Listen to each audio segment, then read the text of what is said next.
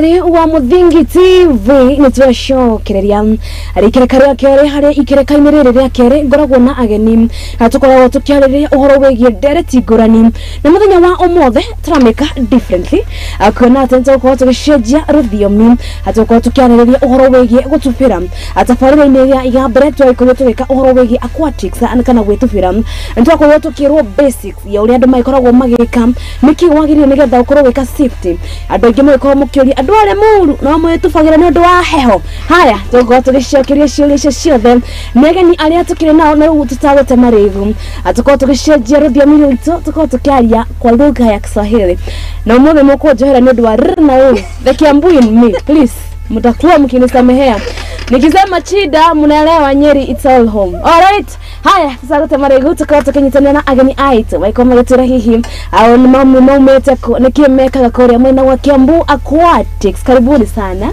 Asante. Hapo sijaanza na umejaribu. Sasa tuanze na majina zenu, nini mnafanya kule Kiambu Aquatics? Nimeona mnafanya kazi fiti sana. Mmeamua sasa maji tutaogea nayo kukinyesha, kusiponyesha tunaoga. Hamturumi. Haya, tuanzie with my left side. Ladies first. Utuambie majina yako, angalia kamera, utuambie nini unafanya kule Kiambu Aquatics. Okay. Jina naitwa Jacqueline Masharia. Mimi ndio naibu katibu. Assistant Secretary Kiambu County Aquatics Association. Director wangu anasema ushout. Oh, yes, now like that. Kwa majina naitwa Jacqueline Masharia. Mimi ndo naibu katibu wa Kiambu County Aquatics Association. Yes. Haya. Asante sana. Kwa majina naitwa Ex-Corporal Bati. Kwa Kiswahili sijui nasema waje. Public Relations Officer. Muuzaji sera. Hey, yes. My people are proud of me. Kiambu County Aquatics Association. Yeah. You said about ex-corporal. Yeah. You are a corporal. Ama ni jina tu tume. Hapana, si jina tu. That is an earned title. By I'm a former military personnel. Nilikuwa nafanya kazi katika jeshi. Kenya Air Force. I worked there for 21 years. Staff. So guys, meona I'm dealing with Air Force. Mkinikosa huku mjua niko majuu. I know people who know people. So mkinikosa Air Force. Haya. Jackie, sina mkona a lot of games zina come hapa. Kama Kiambu Aquatics. First tunataka kuanzia na why did Kiambu Aquatics kama ikashughulikia tu Kiambu ama is there any instance mnaona kama mtaanza kupea watu wengine from like Nyeri, Nyandarua, atuanzie hapa. Kiambu Aquatics, why did it come up? Well, naweza anzia kwa as a national kwa taifa letu la Kenya. Kuna the national body. National body yetu inaitwa Kenya Aquatics. Mbeleni tulikuanga tunaita Kenya Swimming Federation. So yeye ndio mama wa the county bodies ambazo sasa zinakuwa zikitengeza swimming competitions. Mashindano ya kutufira. So each county, kila county ina association yake. Okay. So Kiambu County Aquatics Association, sisi tuko Kiambu. Nairobi ina yao, Uasin Gishu ina yao, Nyeri ina yao. So mara kwa mara huwa tunapatana katika mashindano. So tukitengeza mashindano ama tukiweka mtaratara ya mashindano, huwa tunaleta mwaliko kwa wanafunzi, wazazi, wale wako kwa mashule na kwa mahali popote within community ya Kiambu ndio, lakini mara kwa mara utapata majirani wetu Nairobi ndio watakuja kwa sababu ni maneno ya kuogelea. Maneno ya kuogelea haikui inasema kama wewe ni wa Kiambu hauwezi ukaenda kuogelea kaunti nyingine. Kama wewe ni wa Nyeri haimaanishi uweze kuja kucompete in Kiambu. Nikipatiana mfano kama tarehe 11 12 Novemba tulikuwa na intercounty Kiambu County Invitational Intercounty Championships.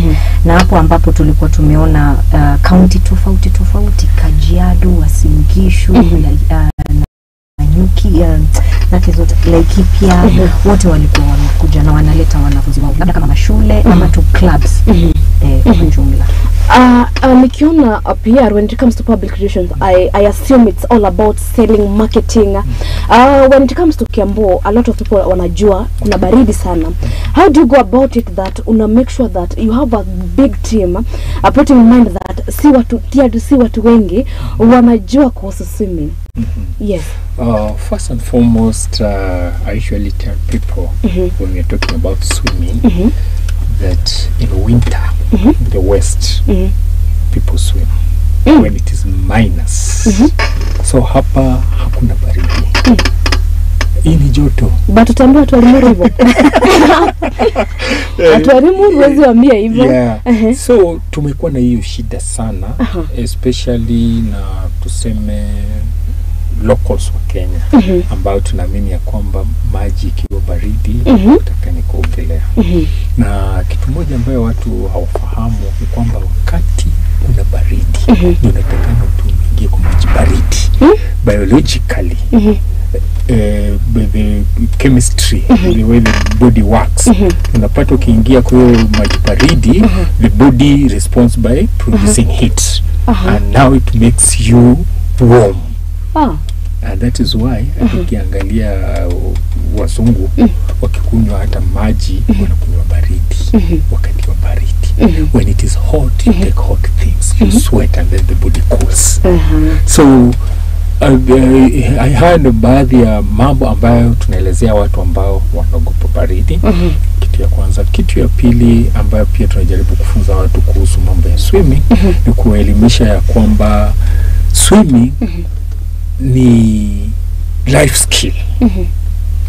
Beyond hiyo baridi unaweza jipata mahali unahitaji kujitoa ndani ya maji.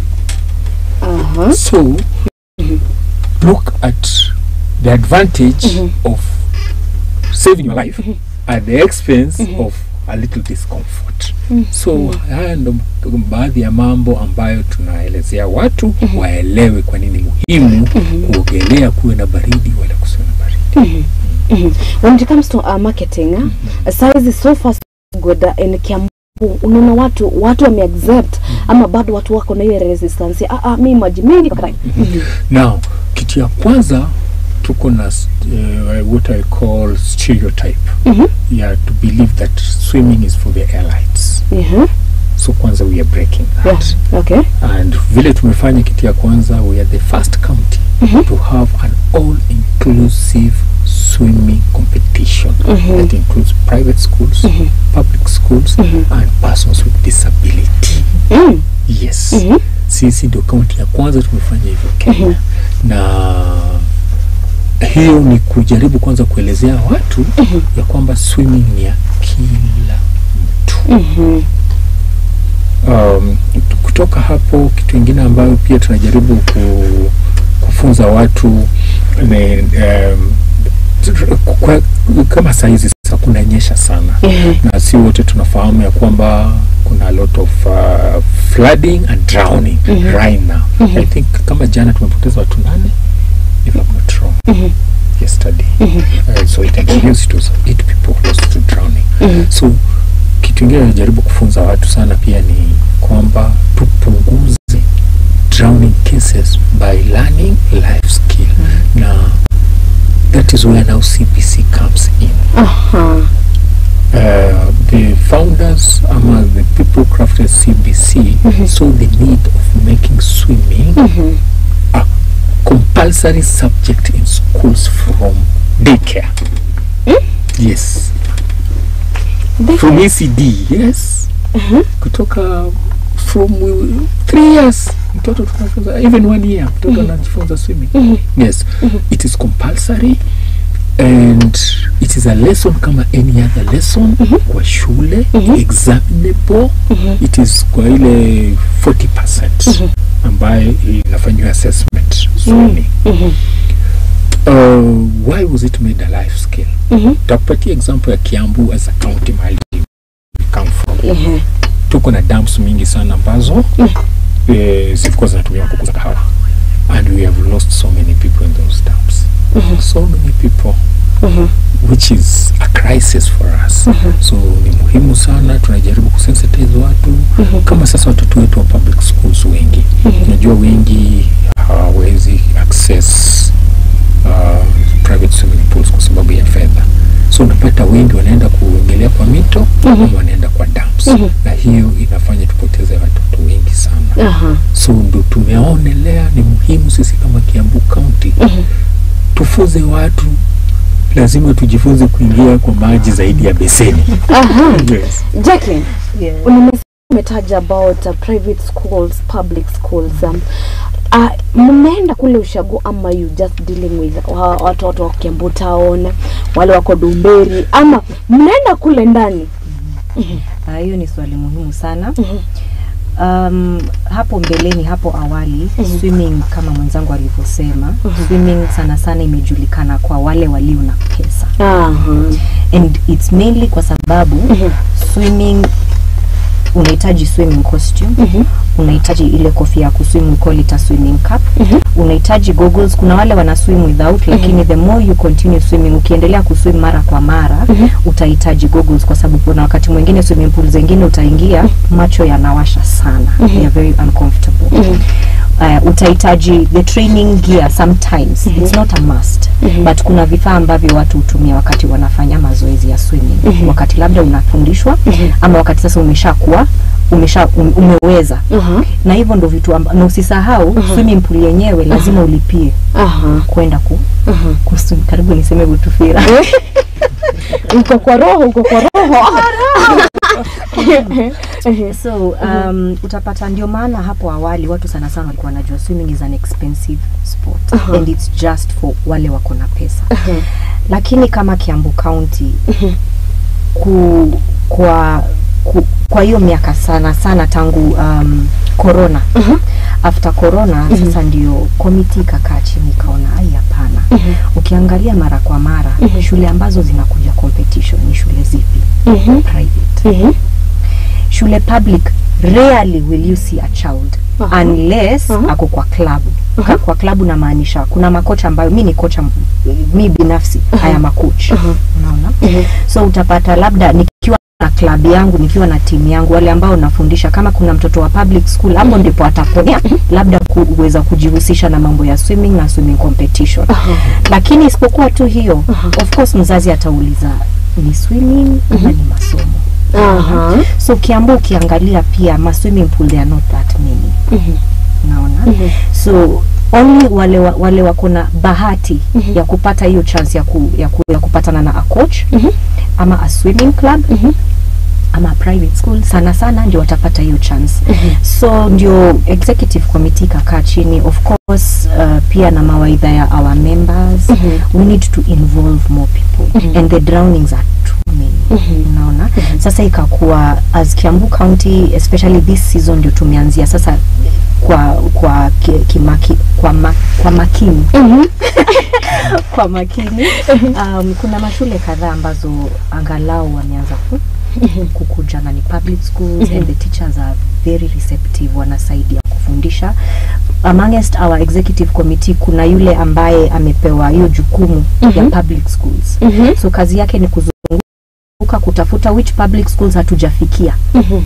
Anaitwa committee member, public school representative. Yeah, he's an executive committee member in Kiambu County. Na kazi yake ni kuzunguka, tumempatia hilo jukumu, anazunguka akiangalia ni shule zipi hatujafikia, sana public, ambazo sasa tunaweza wahusisha. Na hapo sasa ndipo, kwa sababu it's not that easy kuzifikia zote, because mashule mingi watakwambia Ministry of Education haijatuambia. So mnakuja kama nani, who are you? Unaona? Sasa with that ndio maana sasa tukaendea nani, county government. Tukajaribu kuwazungumzia, kuwaelezea that ili mambo ya swimming ifikie yule kijana na msichana yuko pale kwa community, ni lazima itoke kwa county, ionekane inahusishwa na mambo ya Imekuwa miaka 3 since corona came. Juu hapo I understand, hapo na mmesema you became serious with swimming in Kiambu. Wazazi wamekuwa kirespond aje kwa hii, because mimi kama mzazi, mtoto wangu hajai swim, Alafu sasa umekuja unaniambia mzazi nataka mtoto wako akaswim. Na kuangalia na kuuliza unataka kuniulia mtoto? Wazazi wamekuwa kirespondaje? Kitu ya kwanza nikipenda kusema kwamba wazazi they are very positive. Because ever since vile nimesema hapo awali swimming ilifanywa kuwa lesson katika CBC, wazazi are aware.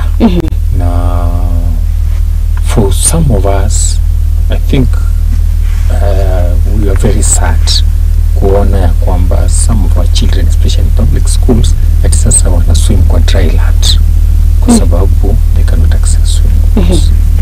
So that tells you that, or rather tells us that already the parents are aware that watoto wetu wanahitaji swimming pools. Lakini njia ya kufikia hizo swimming pools ndio ilikuwa tatizo.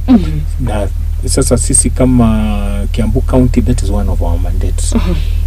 One of our mandates as an association or federation they are swimming is to ensure that you make it accessible to the masses. So wazazi wamepokea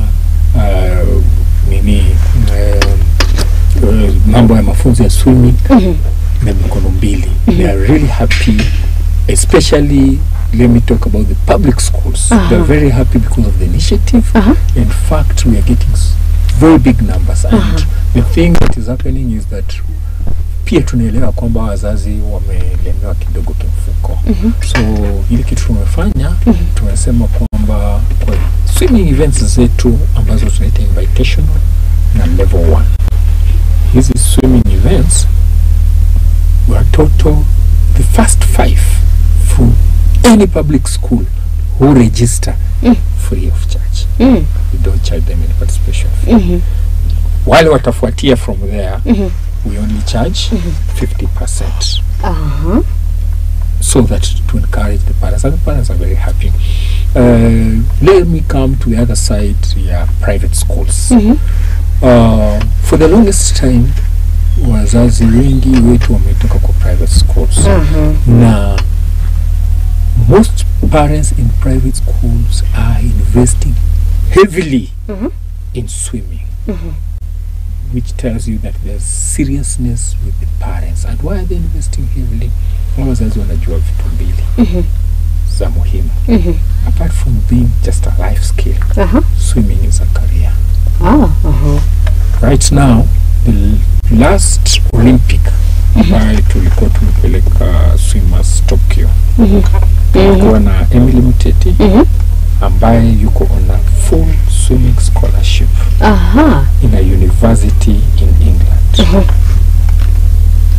And then the other guy anaitwa Emil the alikuwa Olympics. He's in the University of Grand Cayenne in the United States on full scholarship. Juzi the last girl ambayo tulikuwa nayo ya intercounty, 2 of our swimmers from Kiambu County wamepata full scholarship kwenda Tuk High School in South Africa. High school. So parents of this are investing heavily. Trust you me. Saa 11 asubuhi kabla ya shule, mzazi anaamka, anapeleka mtoto kwa swimming pool, ana swim 5 to 6 5 to 6:30, mtoto ana change na mtoto shule. Jioni hiyo mzazi anaendea mtoto kwa shule, anampeleka swimming pool 4 to 6, alafu mtoto anaenda nyumbani. Tells you the commitment that is there. When it comes to swimming as a career, kuna mtu pale nje anajiuliza, tu kwa maji na piga maji, how does it pay, how ita benefit aje mtu as a career? Okay, where do I start? Acha nizungumze kama kocha. Sababu ama coach. Kabla ukue coach, it's unakuja kufahamu ni rahisi sana kujua kuliko kuexplainia mtu to do the same thing ile unafanya. Nitakupatia kwa mfano wangu. I am a swimmer. Currently a master's swimmer. Yes. And kwa miaka mingi nikifanya competition na nikienda kwa competition, ikafika wakati ikabidi nifanye life saving. So I am a certified lifeguard. And why?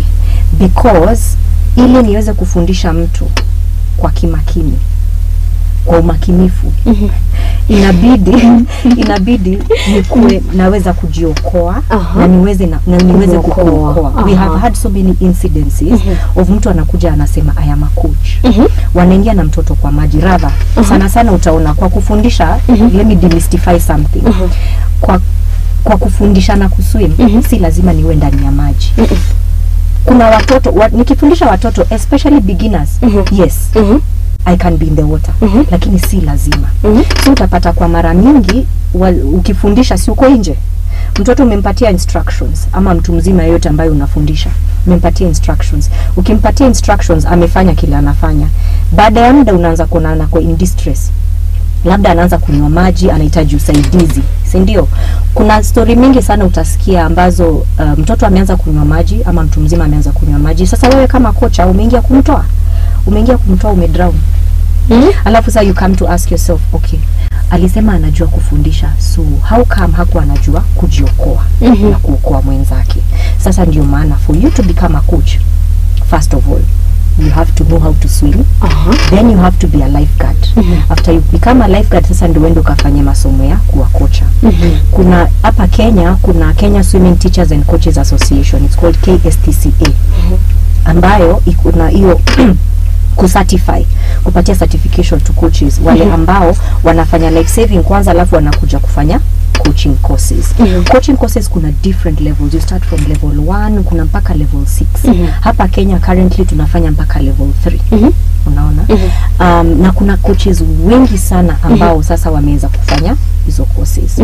So ukiwa na hiyo course umefundishwa vile ambavyo utatransfer your information uko nayo and the skill you have to somebody else. Because it's not an easy task to teach somebody. Unataka huyo mtu apeleke mkono vile wewe unataka, lakini ukimuelezea unaona hapati. Haelewi. Na kama wewe mwenyewe si swimmer hautaelezea.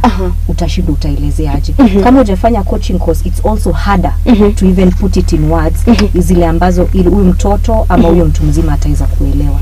So ni lazima uende through hiyo mutaratara ya masomo, ukuwe mtu wa kuogelea, ujue ni stroke gani, kuna different strokes, different swimming strokes, we call them strokes, but people here call them styles.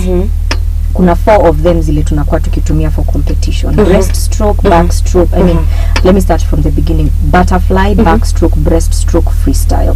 Hizo ine sana ndizo ambazo huwa tunafundisha because ni zenyewe ndio ukifika kwa mashindano hizo watoto ama watu wazima wataendea, na ni lazima uko unazielewa vizuri. As a coach, how do you deal na mtu amekuwa na phobia ya maji for the longest time? How do you deal with them? The best way of dealing with them is patience. Patience and a lot of understanding. Again, from a personal experience. Nafundisha watoto na ninafundisha pia watu wazima. Na utapata sana wale wako na uoga mwingi, watu wazima. And I always say this. We grow up, then we fear. I mean, we are born without fear. We grow up with fear. Tunakuwa, our fear grows with us. So the older you are, kama haujangangana na the fear you have, it is that big. So I have had, nimekuwa na watu wazima ambao mimi mwenyewe nilibarikiwa na urefu. Mimi ni mrefu, nilibarikiwa na urefu. Usiende deeper than that. Wachi hapo. Sasa utapata mtu mzima wengi ni warefu kuniliko. Ameingia kwa maji lakini akona uoga. And kama coach, I need to be very, very understanding. Kwa sababu maji labda inamfika hapa kwa waist, lakini bado hawezi akaachilia chuma. Ukweli na phobia si ni kitu they can't control. So as a coach, you are through training unaweza kuona okay, huyu haielewi hivi, so badala ya nimfundishe hivi, lazima nitumie njia nyingine ya kufundisha. Ni aje nitaweza kumfanya aniamini kwanza. winning the trust of the client kwanza. Akisha kuamini, then itakuwa easy for yeye, itafika wakati ataachilia polepole, aweze kuweka kichwa ndani ya maji, aweze kuachilia miguu juu, aweze kuswim. Mwishowe, a lot of patience and a lot of flexibility. Siku zingine yako sawa, siku zingine hayuko sawa. And it's okay. And it's kuna very many success stories. Mtu unaanzia na yeye hivyo. Wengine wanakuambia mimi ni wale nikienda kwa swimming pool ni wale nakaa kando naweka miguu kwa maji. Bora apige picha. December ndio hii. December ndio utaona wengi wakifanya hivi. You have a very beautiful swimsuit. Lakini sasa kwa sababu hujui hotufera, wewe ni kuweka tu maji na kupiga picha. And it's okay because wengine utapata in their childhood they had a very bad visual. Waliona mtu akikunywa maji ama wao wenyewe wameai kuwa na a near drowning incident. Maybe walikunywa maji wakajipata hospitali ama kitu kama hiyo na wakaogopa maji kabisa. Wanasema maji ile wanaonanga tu ni a glass, haipiti glass. But it's very possible to learn with a good coach who is very patient with you na mwenye atajaribu kukusoma ajue how to get through to you. Atupendi ushajipata umetandika mtu kwa awe tufiraka na ume ushajipata to that point? Hapana. Interestingly, as a coach I have learned patience. I have learned a lot of patience. Wakati mwingine unajaribu kuelezea mtu kitu unaona haelewi, inabidi niingie nimuonyeshe. Wakati mwingine ni mkono utashika upeleke vile inafaa kuenda, akikuallow of course you have to ask for permission to do that. Wakati mwingine ni mimi ndio namuonyesha ndio aweze kuelewa. It will not happen in one day. It has to take several times ndio mpaka yeye mwenyewe ashike. Lakini hiyo kusikia unasikia huyu sasa nitafanya nini? Wakati mwingine una feel hivyo, lakini because you realize this is a new skill, unajishika no kaiwe hapana. It doesn't get to that, but sometimes you will feel frustrated. Sometimes utasikia frustrated, lakini ni to me personally frustration ni nitasaidia huyu aje. I need to because if I do then at least ataweza kuniamini na ataweza kueleza wengine. Mimi kama kocha, that's when it becomes a career. Mimi kama kocha, yeye ataweza kuniletea wanafunzi wengi. Nimesikia amesema kuna levels of swimmers. Amesema yeye ni master swimmer. Ndio tujue mimi nimefika level gani, nitajuaje nimefika level gani? Okay, tuanzie kwanza hapo kwa masters inamaanisha nini? Masters ni wale 25 years and above. So kwa hiyo kuna categories zinaenda mpaka over 65 years. Ambayo basically these are competitive swimmers who have now graduated from youthful competition which is high intense. Now sasa as miaka zinaenda you slow down. So those are the categories we call masters.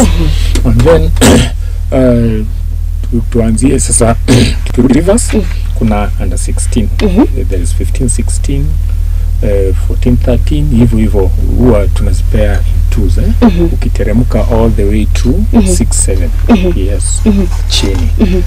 Ambayo sasa hapo kuna juniors ukiteremka. Those are now, because swimming iko na two kind of categories. Kuna age group where sasa hizo nimekutajia una swim kulingana na age group yako. And then kuna two types of competitions tunakuaga nazo. Kuna ambayo moja inaitwa developmental, ambayo unatumia aids kukusaidia zile sasa yule mtu hajaelewa kuswim. Na kitu floaters vitu kama kickboards. So unatumia hizo aids kuswim. And then now sasa sisi kama sasa Kiambu County ama association at our level we don't organize competitions aids. Hizo developmental tumeachia clubs. Okay. And then sasa kuna now competitive swimming. This one ni ile ambaye swimmer anahitaji kuwa anajua hizo styles amekwambia zinaitwa strokes. Hakuwa at least anajua hiyo stroke na qualify. And then from there again iko kitu tunaitwa levels. Tuko na level 1, level 2 na level Level 1 ndio wale ambao wanajua kuswim lakini timings zao ziko chini. So as to for you to compete in level 2, you need to have certain timings. For you to compete to level 3, you need to have certain timings. And then from these timings, those are the ones that qualify kwenda kwa national trials. And then for you to compete at the national trials, you need, for example, nikisema timings na maanisha nini? Assuming you're doing a 50-meter distance, so you are required to do this distance within a certain time. Kama huwezi fikisha hiyo time, then you cannot participate in the next level. Inaenda hivyo to international. Canon, utoke hapo when the world championships to the Olympics. You don't just wake up and say, so nilikuwa number 1. Sasa nimequalify kwenda Olympics. Hapana. You have, unaweza kuwa number 1 Kenya, lakini in East Africa wewe ni number 50 kulingana na time. So you can't qualify. So those are the different categories ambazo utapata kusoma. There's kuna ile myth, sijui kama ilikuwa myth ama ilikuwa nini. Tukiwa watoto tulikuwa tunaambiwa ati ufai kuingia je na maji usikatike. Is it true ama ilikuwa tu myth? Ati sijui ufai kuingia maji, sijui aje usikatike, usikatwe. Was it true ama ilikuwa tu uongo? Assuming I have understood that question. I think in that sense inaweza kuwa when you're jumping from, kama unaruka kutoka kwa mahali pako juu sana, haufai kuruka ukiwa flat horizontally, ni kama umelala hivi. Kwa sababu maji it's very painful first of all, and yes it can cause you injuries, inaweza kuumiza. Maybe hivyo ndivyo walikuwa wanamaanisha. I'm assuming that's what they meant. Kwa sababu unaona, for example, kuna kwanga na hii competition ya high diving. Wale wana dive from 5 meters, 3 meters, 5 meters, 10 meters. Kuna watu wengine wako kule juu kabisa, even much higher. Ukiona hakuna mwenye anaenda akiwa horizontal, hivi ni kama ako kwa parachute. I mean ni kama ana fly or something like a bird. Utaona mostly they are going vertical. Okay, meka siji mikono like kuna vile wanakwanga wakifanya hivi. Kwa sababu when you vertical, unaingia kwa maji kama sindano. Ukiwa sindano hautaumia. Lakini ukiingia flat utaumia. When we are, wakati tunakuwa tukidive, wakati wa go to fair and the normal go to fair, you have to kutoka nje, you dive into the water. Alafu sasa ndio unaendelea kuongelea whatever stroke it is. You have to start from outside. Backstroke pekee yake ndio unaanza ukiwa ndani ya maji, na pia yenyewe it has a back dive. Unaona? Na ili uingie vizuri, ukidive kutoka nje, uidive, we call it a belly flop. Unaanguka na tumbo, utasikia uchungu. So labda when you are higher, you just make sure you enter the water from your fingers. Your fingers are always the first to enter the water. Unajua hiyo kitu ilituingia juu mimi siwezi ingia kwa maji kama naruka.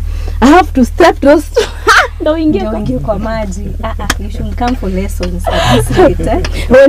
When you're planning now, tumeanza sasa, tumeamua now we are having a competition.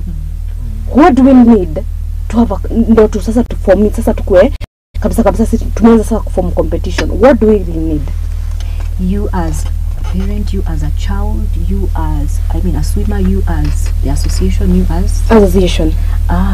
Okay, wow. Competitions. Organizing competition takes a lot in the background. Before, kabla ni join association, nilikuwa nadhani tu ni nimeshapangwa nikuja tuende kesho tunaenda kuswim, kila kitu kiko in place. First of all, lazima kuna kuwa na program inatumwa nje. Program ikitumwa nje, program ni nini? Ni barua ambayo inasema tarehe fulani na fulani tutakuwa mahali fulani, saa fulani. Hizi ndizo requirements za wale wanafaa kuparticipate event. Na wale wanafaa kukuja wanaitwa spectators. These are the requirements. Kama kutakuwa na gate fees ama vitu kama hizo. Aya, wale wanafaa kutuma hizo, we call them events. Akisijui maneno ya Kiswahili for events. These are the events zile ambazo wanafaa kukuja kushindana.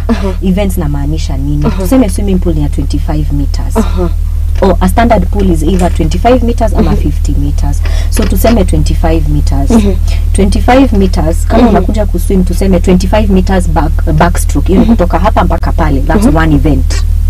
Tukakuwa hata na 50 meters backstroke, that's another event. Tukakuwa na 100 meters backstroke, that's another event.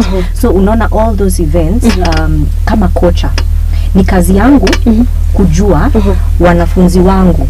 Na wanafunzi simaanisha eti watoto, namaanisha wale wote wanaogelea nimefundisha kwa klabu yangu ama kwa shule ile niko. Wanaweza fanya events gani? Tuseme Wamboi anafanya 50 meters butterfly. Nesmas hapa anafanya 100 meters breaststroke for example. Huyu mwingine anafanya hii. So ni kazi yangu kama kocha kuzichukua zote na kuna details ambazo nafaa kuchukua kama tarehe ya kuzaliwa, the proper date of birth, majina kikamilifu, alafu na entries. Kuna software ambayo inaitwa team manager software ambayo coaches wanakuwa wakitumia, and then wakishachukua sasa as a coach si nimechukua details zote za my swimmers na zichukua zote, and then hizo events natuma kwa association. There is somebody specific for that. Nikishatuma kwa association, now it's now the work of the association. So lituma barua na mimi sasa nimewarudishia report. Aya, sasa inarudi kwa association. Association nayo kazi. Wamepata we call them entries. Hizo events tunasema au watu wanakuja kuna entries, maybe 1000 entries for example. Aya, kwa hivyo kuna entries zile zitafanywa, events zitafanywa Saturday, events zitafanywa Sunday. Mfano, have we marketed this event? Tumetoa poster. Aya, poster iende ifanye kazi. Sasa hapo ndio tuko na mwenzangu hapa PR for example, public relations officer. I make sure watu wamejulishwa tarehe fulani, siku fulani tuko nayo. Hii sasa ni kwa wazazi, sio kwa makocha peke yake. Si makocha walipata information na wakatuma report yao. Sasa hao wengine tu ni kujua siku fulani mnaweza kuja. Kama kuna malipo ndio hii. Aya, baada ya hiyo in the background kuna mtu wa finance. Mtu wa finance tuko na what do we expect as the budget. Budget ni nini? Kuna awards, watu wanakuja wanashindana. Kuna vitu ambavyo vinafaa kununuliwa. Vitu vyote ambavyo vinahitajika, very tiny things, hata zile tags, hiyo ni kazi finance ndio wanaangalia. All the things that are required, mambo ya budget. Baada ya hiyo kuna huyu what is this, watu sasa wana represent the different entities. What is their report on that? Coaches wanajua kuna coaches wapya wamekuwa registered, wamelipa membership ya county, all those things, and then in all that it culminates in the gala day. Because now for the venue ile ambapo tunaenda, usisahau as an association we don't own a swimming pool. Hatuna swimming pool yetu binafsi kama association. So tunatumia swimming pools za institutions, sana sana mashule. As a way of tourism ya mashule, sports tourism. Watoto wanaenda wanaona shule zingine ambazo labda maishani hawangewahi fikiria kufika. Hata wazazi kama kuna there's a particular gala tulikuwa tumeorganize, and most of the swimmers and spectators walikuwa wamekuja tukuona kwa sababu wanasikianga hawajawahi enda shule kama hiyo. So unaona that's an opportunity of visiting areas, and it can really open your mind and make someone want to see more, want to participate. Unaona? So kwa sababu vile tunatumia swimming pool ambazo si zetu, there is a fee we need to pay. The pools are not cheap. Swimming pools are not cheap. To hire it for a day, mpaka maji watatuzia expensive. It's very expensive. I'll not lie to you. It's very expensive. It's very expensive. Na ndio maana utapata watu wakianza kutuuliza mbona tukikuja kwa swimming competition huwa tunalipa. Because currently it's like cut across. Kuna unaona zile nilikuwa nakwambia events. Ukiswim per event, individual ile event wewe ambayo wewe una swim, you have to pay for each of them. Ile mna swim, we call it a relay. You're 4 people, you have to pay. So everything you have to pay. Kuna competitions, majority of them spectator umeingia, you have to pay. People ask us why. Do you know a competition just to hire a pool and to do all that most of the time costs a lot. Most of the time more than 500,000. Yes. You will be surprised. you will be surprised, especially kama mkona events mingi. There's a lot of officials who have to be there. Oh, that's something else I didn't mention. Wale wakati we organizing for a competition, there are people who are going to offer those services. Who are they going to be? They have to be paid. Because uwezo kakalisha mtu hapo siku mzima ako chini ya jua, ameconcentrate na vile ambavyo swimmer anafanya kazi. Unaona? Vile ako pale anatufera, ameenda ameshika wall, nani ndo alikuwa wa kwanza, nani ndo alikuwa wa mwisho, alafu arudi nyumbani mikono mitupu. They have to be given their allowance. Watu lazima wakule. Kwa hivyo the vendor who's coming lazima alipwe. Aya, swimming pool kuna vitu ambavyo lazima zitumike. Stopwatches mko nazo?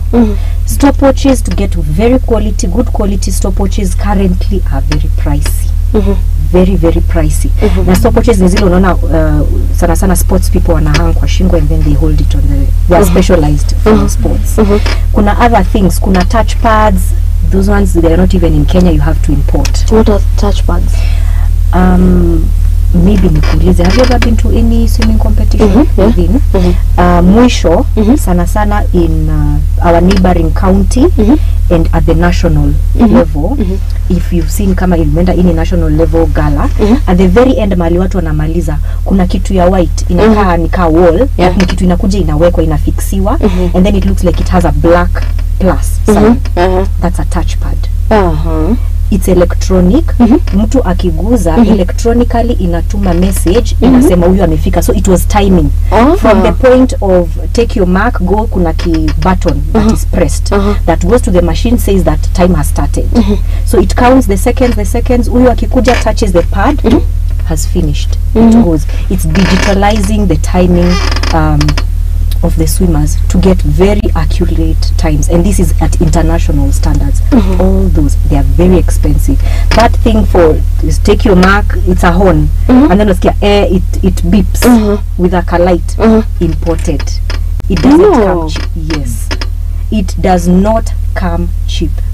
So that's why unapata we have to now deal with what we can be able to deal with. Tuna shout partner with whoever we can be. You know, it's let's just say, but generally what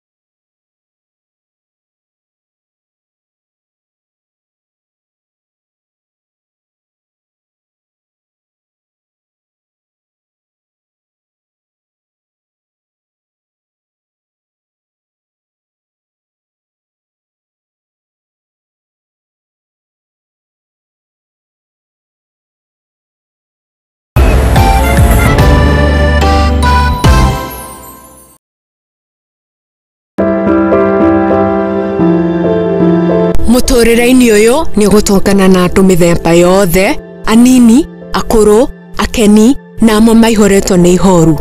No haria yothe gutire utari karugano gake ka gikeno, kieha kana matina mundu anakiruka. Ta mwana ni ndatwikire so embarrassed, na hau ni ndakorirwe no tho mwingi muno towards my mom. Ndakimenya ngoma nake tikihi. Ndakimenya nake ngoma tikihi. Nikio nie Njeri wa Mwangi tukite na tabarira ya rugano rwaku kagia na kamweke ga gutwira maria wanagerera na githomo kiria wathomire kuri macio mothe ni o Juma thaa 2 cia hwaini guku kwa Muthingi TV kihumo gia gutherema.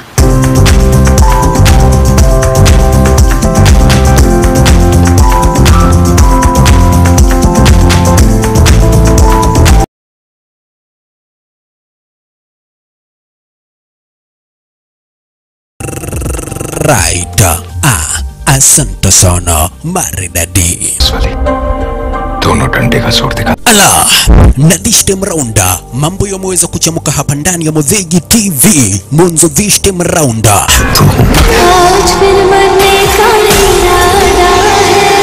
Action movies, Kihindi, series zote papa kwa hapa live and director ndani mwa Muthingi TV ni kila siku ya Monday. It's a wasteland. Tuesday. And now, I'm the man who's going to break your family. Wednesday. Na kila siku ya Thursday papa kwa hapa live and director nikikuletea zile movie brand new na ambazo ndugu brother mpenzi mtazamaji utaweza kupenda. Make a data, keep the timer. Ni kila siku mwendo wa sana nyakati za usiku Monday to Thursday papa kwa hapa ndani ya Muthingi TV na ukikosa baba na kuambia utakosa makuu.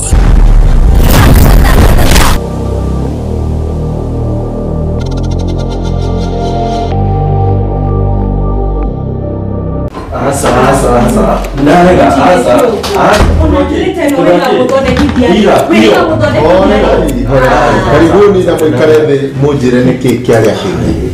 Pastor, mundu toyo okaga utuku fiu na ndari uguo tene.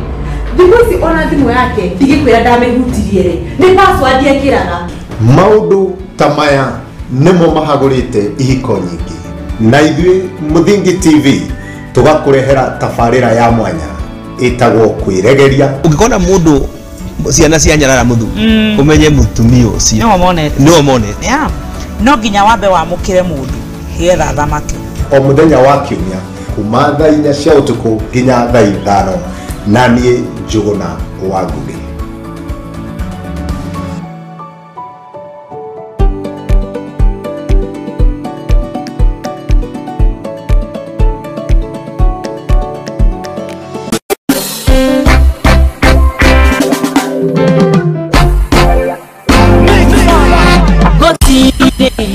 Kiroto kiumanite na Ngai gikoragwo gigia kuguna mundu kiumbe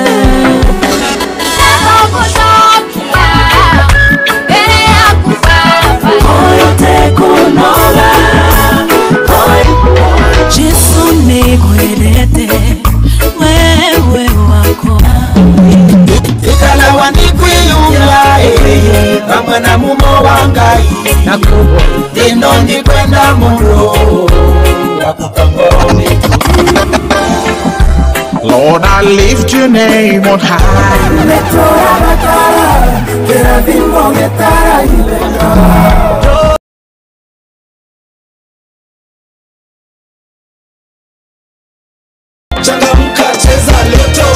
It's easier, it's bigger, it's better. It's Grand Mega Draw. Cheza na shilingi 50 hadi shilingi 2000 na ushinde mega cash ya 200 million. Isitoshe, kuna mega bonus ya up to 20 million shillings kila Jumatano na Jumamosi. Sio ndoto, unangoja nini? Cheza Lotto, it could be you. Nenda kwa M-Pesa paybill number 77700. Andika neno Muthingi kama account number. Cheza na kati ya shilingi 50 hadi shilingi 2000 na ushinde sasa. Round hii ni more draws, more cash and big wins na Lotto. Over 18s only. Gaming can be addictive. Play responsibly. This message has been approved by the BCLB.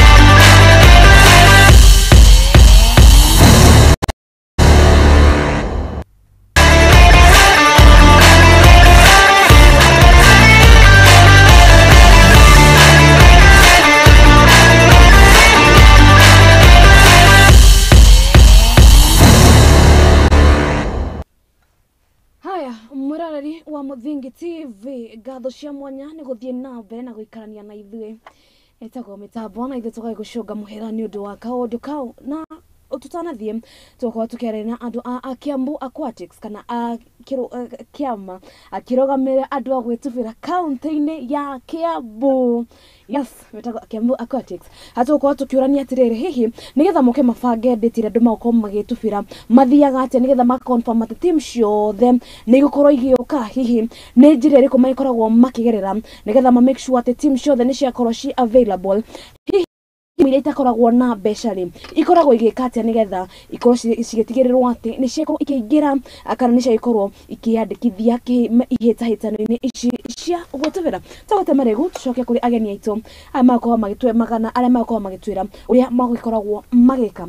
Asenia tulikuwa kwako, tulikuwa nauliza when it comes to swimming, how do you set the date? How do you know that hii team leo tutakuwa available?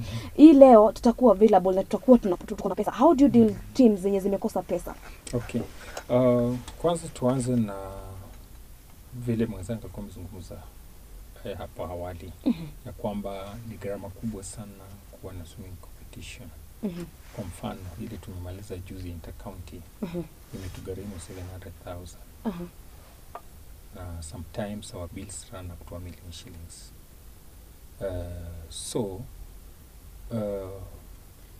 Hizi michezo ndio iweze kufanyika, our major source of income is the participation fee.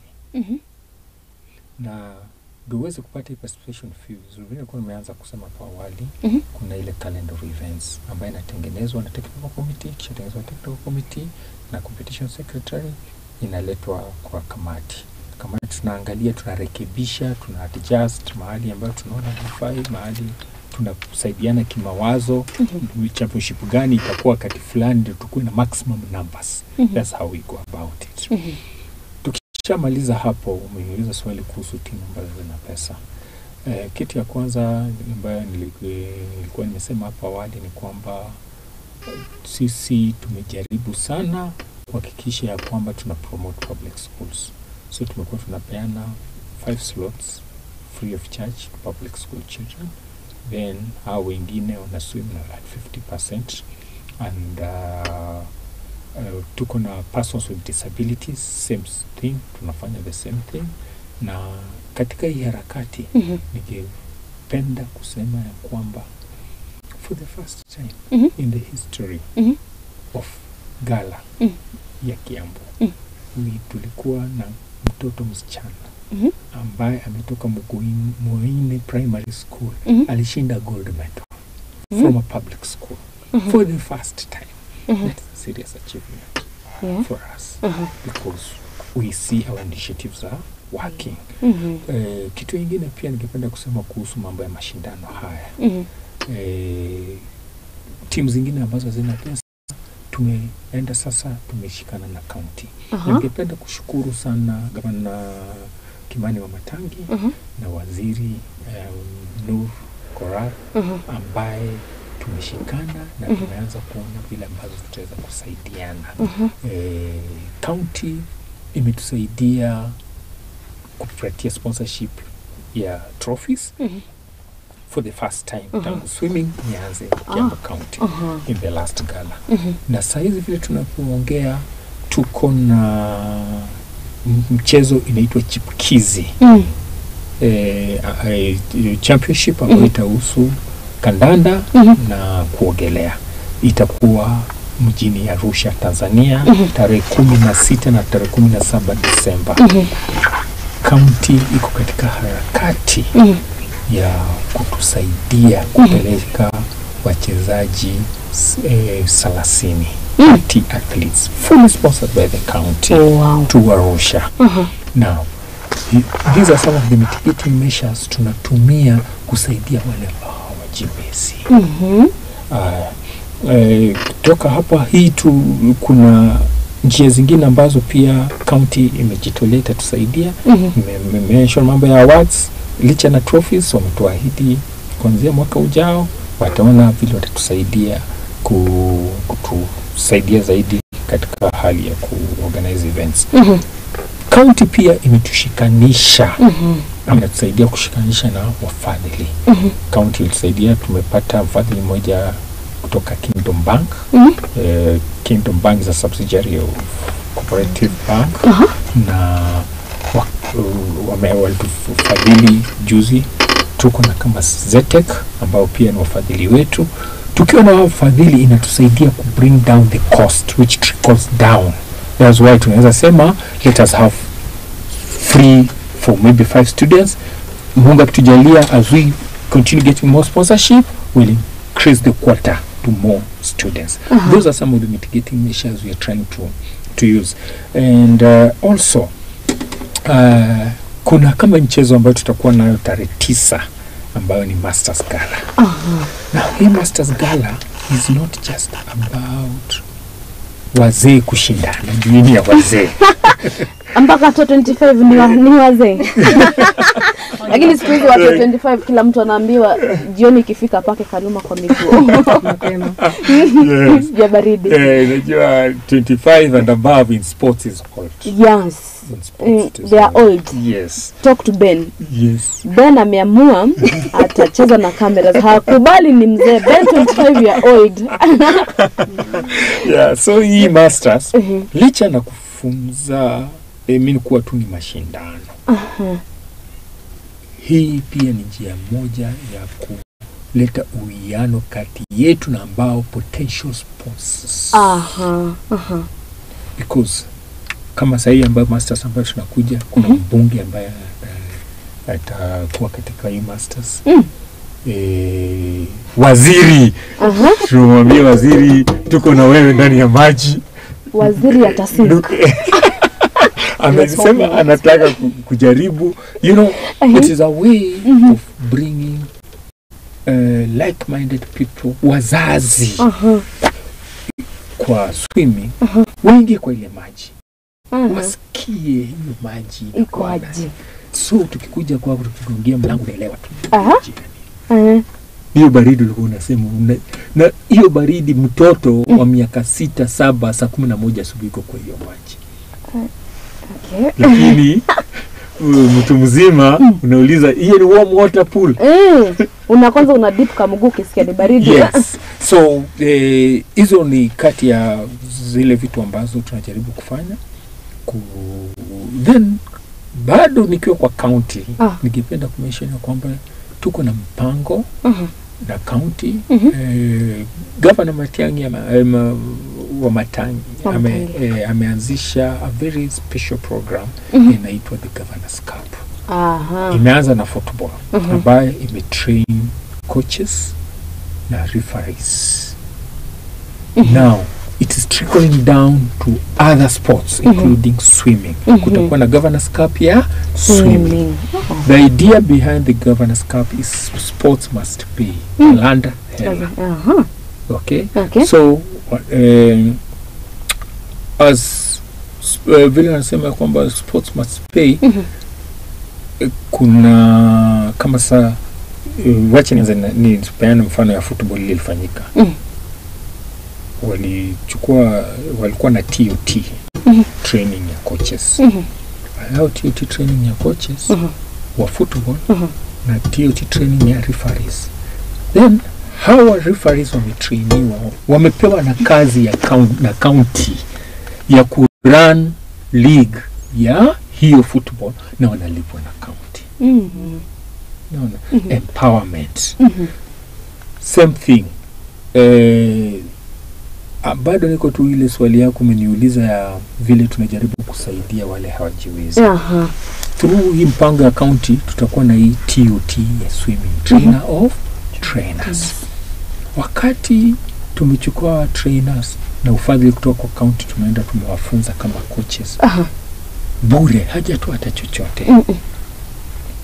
Hawa trainers ata kati ya 10 hakutakosa mmoja ama wawili atakuwa na roho ya utu na kusema wacha niende ile public school nifunze bure. It trickles down. Kama sahi most of these public schools sahi makochi wetu wanajitolea tu kwenda kufunza bure. We don't charge them. So hiyo ndo kati ya mambo vitu tunafanya na ndio sababu hii ushirikiano wetu na county ni muhimu sana. And last but not least tumekuwa na mazungumzo na waziri na kuna mipango zinaendelea kuhusu mambo ya swimming pool kwa sababu kizungumkuti kubwa kwa watu ambao hawajiwezi kihela ni ku access swimming pools. So tumekuwa na mazungumzo ya kwamba waziri tukamwomba aandikie all public schools ambazo ziko na swimming pool Kiambu County, wakina Alliance, wakina Mangu, to allow public schools, primary schools and secondary schools ambazo hazina swimming to swim free of charge. Waziri ameshughulikia hiyo, ni vitu work in progress. Ama they subsidize kama for example Mugumuini ninafahamu wanaenda Mangu wanalipa only 30 shillings compared to swimming pool ambazo so those are some of the things tunafanya. And last but not least kuhusu mambo ya kuweka ikuwe accessible, swimming ikuwe accessible to wale ambao hawana pesa. County iko na mipango ya kutengezea swimming pools. Kuna moja coming up in Thika, iko kwa plan tayari, naamini waziri akiwa pataongelea zaidi kuhusu hiyo. Kuna ingine inaweza kuwa Kirigiti ama Ruiru, one of the two areas. So unajua Kirigiti it was a national that task. So kama itakuwa Kirigiti inaweza kwa Ruiru. And then kuna nyingine kuna sehemu inaitwa ni Kanjera. Kanjeru somewhere around there. Hizo tayari ziko kwa plan ya county. And then tumeanza conversation nyingine. Those are only 3 swimming pool. Unajua Kiambu ni kubwa sana. So tumeanza another initiative ambaye tunaweza shikana na county watupatie public space plot. Sisi tutafutie wafadhili tutengeneze swimming pools. And then hizi swimming pools hata kama for example tushikane na banka kama Kingdom Bank, we are in talks already about that. Watufadhili tutengeneze swimming pool, sisi kama Kiambu Aquatics to manage his swimming pool, we pay the loan through a private public partnership between Kingdom Bank, Kiambu County and Kenya. Those are some of the initiatives that are in progress, and trust you me, Kiambu will never be the same again, matter swim. Aya, Jackie, I want us to touch sasa tukimalizia, we have only 10 minutes, tukimalizia kuhusu the galas zenye mko nazo hizo michezo, the dates, what are we expecting, what are you expecting from the county government? Waziri atakuwa hapa inafu. So umrushie. Through. Yes. Okay. So currently tarehe 16 tarehe 17 December kuna East Africa Chipukizi Swimming Championship hiyo ambayo mwenzangu amezungumzia. Kutoka kwa county government hiyo ambayo amezungumzia bado ilikuwa kufadhiliwa with about sponsorship ya about 30 of our athletes, Kiambu County athletes, swimmers who can be able wanaweza enda washindanie huko Arusha. Tarehe 9 ndio hiyo ndio ningeanza nayo, tarehe 9 December. In 2 weeks time, kuna Masters Kiambu County Aquatics Association Masters Swimming Championships ambayo itakuwa Potter House School Runda. The outdoor 25 meter pool kutoka saa 5 mpaka saa 10, saa 10 na nusu hapo, ambayo sasa itakuwa na watu wazima 25 years kwenda juu mpaka hata uko 99 years old, bora unaweza 99 hata 99 they swim. Swimming is a life skill for everyone and very gentle on the body. Baada ya hiyo sasa tutafungia kama Kiambu County, tutafungia mwaka hapo kwa competitions mpaka January, ambayo sasa tutakuwa na hizo sasa levels alikuwa anasema kutakuwa na level 1 in January, level 2 February. In March tunapanga kufanya a junior championships ambayo pia kwa hiyo mwezi bado labda kunaweza kuwa na a national time trials ingine by that time. Baada hiyo kunaweza kuwa na another one tunaita Mino. Mino ni ya watoto wale wadogo maybe 9 and under or 11 and under sometimes. Yes, so hizo ndizo ambazo tunatarajia. Kwa pia tuko na mpango ya kufanya officials clinic, officials and coaches clinic in January kama Kiambu County, ambayo our members wataelezewa juu ya yenyewe, na mambo haya yote tarajio yetu kutoka kwa county is any form of partnership that they are able to partner with us. Is it sponsorship of some items in the budget? Is it kuzungumza na watu in terms of advocacy? Mambo yote, is it in terms of awards? Is it in terms of kusimamia officials? All those. Bora county inakuwa involved in matters supporting the swimming. It's all about the swimmer. The swimmer, yeah. All about the swimmer. Na mambo ya kumake Kiambu County great again. Sasa hayo ndio mambo ambayo tunatarajia. Haya, your parting shot, what do you expect from the county? Utambia nini mzazi? No, we are going with bit by bit, lakini lazima umalize na zote. One, nataka uongeleshe county, what do you expect from them? Two, I want you to talk to the parent out here mwenye amekatana mtoto kabisa. Three, I want to talk that kid, mwambie what he can achieve ama she can achieve from swimming. Okay, thank you very much. Kitu ya kwanza nitaongea kuhusu county, ambayo ni Kiambu County. And quote, I'm talking to all governors in this country. Sports is a great employer. Sports is the one unifying thing that brings us all together in the world. Wakati Senegal inacheza World Cup huko, sisi Afrika wote tunashikana. Yes. Sports is a peacemaker. Sports is an employer. Sports is a deterrent from antisocial behavior. Sports is life skill. It teaches life skill, resilience, discipline na mambo mingi sana. Kwa hivyo vile governors wanatilia maanani kuweka budget ya masoko, kuweka budget ya mabarabara, watilie maanani kuweka budget ya sports infrastructure.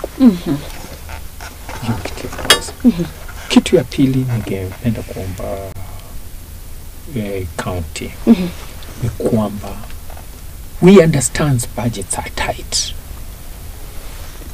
but you have networks. Just introduce us to the networks, show us the door, knock this door, and we will follow through. Okay. Hiyo si kazi ngumu. And lakini mimi huwa napenda kuambia watu ya kwamba tusikue tu watu wa serikali saidia. Sisi tunajisaidiaje kwanza, kabla tuseme county, kabla tuseme serikali national government. Sisi wenyewe, I want to talk to every parent out there. If you can afford a bottle of beer of 300 shillings, uende ukunywe hata kama chupa moja ama mbili na week, you can surely afford 300 shillings once a week. Upatie ulipie mtoto wako kwa swimming pool. It starts with you as a parent. Chip in. Then hapo pengine mwingine ataona umefanya nini, akushike mkono na kusongeza to the next level. Okay? Tusikue tu sina saidia sina. Kitu kingine kipenda kuelezea wazazi hasa, we are coming from a culture of 844 ambayo ilikuwa soma, pita mtihani, ukuwe daktari, ukuwe mwalimu. Now sports is a very, very big industry. As we seated here today, we earn from sports. She has a master's degree, but she's a coach. I was working in the military. Sikufutwa. Ulijifuta. Sikujifuta. Niliona opportunity, because sports gives you opportunity to travel the world, and you are able to see a lot. I saw a big gap. He gap, I need more time. and they cannot do 2 jobs. Siwezi kuwa hapa. I run a sports company, a multi-sports company. It doesn't deal with swimming only. Pamoja Multi-Sports Academy. It deals with different sports. Me, I'm not a swimmer. She's a swimmer. I'm not a swimmer in my background. I got into swimming by default. Because through my company, I was coaching other schools and employing people to coach other schools, and that's how the association heard about what I was doing and invited me to be part of. You see? So what I'm saying is, let me outline a few career paths so that mzazi aelewe pale hii mchezo wanasemaga ni mchezo inaweza waleta pesa namna gani. Let me start with the most basic. An athlete.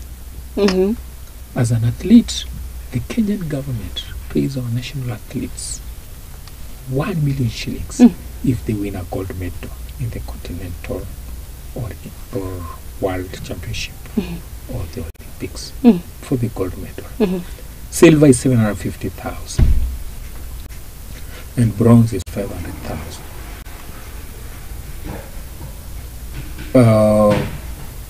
I'll give you an example of our very own Johnson Danford. When he went to the it was All African Games, the one he dominated, All African Games. He came back home with over 3 million shillings at a very tender age of around 22, 23 years. That is not money. Mtu unashika tu hivi at that age. Yeah, true. You see, True. Sports from the age of 16. Some of them tulikuwa in Morocco. Our youngest athlete who was in Morocco, a tennis player for the African Games. The girl was 14 years, 14, 15, and she was paid 300,000 shillings for being in the national team. So being in the national team in Kenya today pays not very well, but it's better than nothing. Then the biggest opportunity is in coaching. Today, as we are speaking, we have a serious shortage of coaches, qualified coaches in this country, in every sport. And especially the enactment of CBC, there's a serious gap. There are so many quacks who have stepped into that space because there are no coaches. Shule naambiwa mnatakana mkuwe na football, mkuwe na swimming, mkuwe na nini. Shule zinatafuta zinakosa. The first person who comes and knocks the door and say mimi naweza piga mpira anapewa kazi because there are no coaches. So there are a lot of opportunities as coaches right now in this country. As I said, I run a sports company. I struggle to get qualified coaches to employ. Then there is refereeing. Refereeing is a whole career path from down here. And let me give you a very good example of something the public can relate. Kuna ule referee wa World Cup alikuwaga Kipara. I think we all know him. Yes. That has been his career, and he has traveled the world refereeing football. So being a referee is a career path. Being a technical official, as she told you, in the back room, there's so much that goes on. There's so much. Sasa hivi hapa kuna mtu unaongea na yeye huko ndio producer nini. Hata tunafaa kutoka. Atumuoni. You see huko there's so much that is going on to facilitate this show to go live. True. But those people are not saying them here. Same with sports. These are the technical officials huko nyuma. Okay? And then of course there is equipments. Our governor, our chairman of Kiambu County runs a company called Genesis, which is also one of the sponsors. I'm mentioning these companies because they sponsor us. I'll not mention you here if you don't sponsor us. Yes. He runs an equipment company. He was a swimmer, retired, opened an equipment. He supplies swimming equipment. It is big business. Then there is infrastructure, building swimming pools, building football stadiums. We are talking about Kiambu County needs a swimming pool. It needs experts who know about swimming. Okay. So all these are opportunities. A lot of investment opportunities. So mzazi usikae tu hapo uone hapo unatupa pesa. Haya, muragari wa Muthingi TV. Ai koro kigwa mundu maria maragithie na mbere kuria kaunti-ini ya Kiambu no kuhinda riri atukwamba tuhomoke tugicokereria atugikorwo tugicoka na minister wa mathako wa kaunti iyo nake atwire atiriri hihi ni maundu mariku agibangite hihi aniko kugonikana hihi kaunti ya Kiambu ikirorete kuguoka ni mathako twambe twikirie ni turacokereria.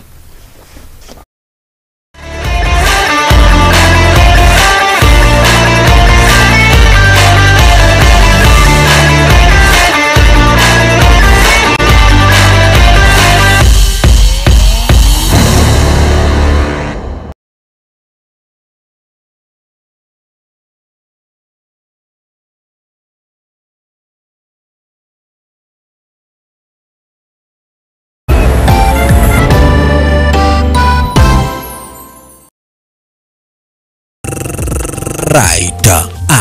Asante sana maridadi. Dono dande ka sort dikha. Ala, na this time rounda mambo yameweza kuchamuka hapa ndani ya Muthingi TV. Mwanzo this time rounda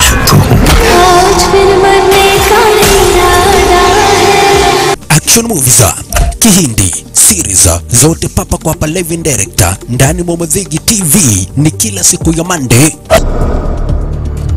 It's a wasteland. Tuesday. And now, I am the man who's going to break your family. Wednesday. Na kila siku ya Thursday papa kwa hapa live in director nikikuletea zile movie brand new na ambazo ndugu brother mpenzi mtazamaji utaweza kupenda. Make a date, keep the timer, ni kila siku mwendo wa sana nyakati za usiku Monday to Thursday papa kwa hapa ndani ya Muthingi TV na ukikosa baba na kuambia utakosa makuu.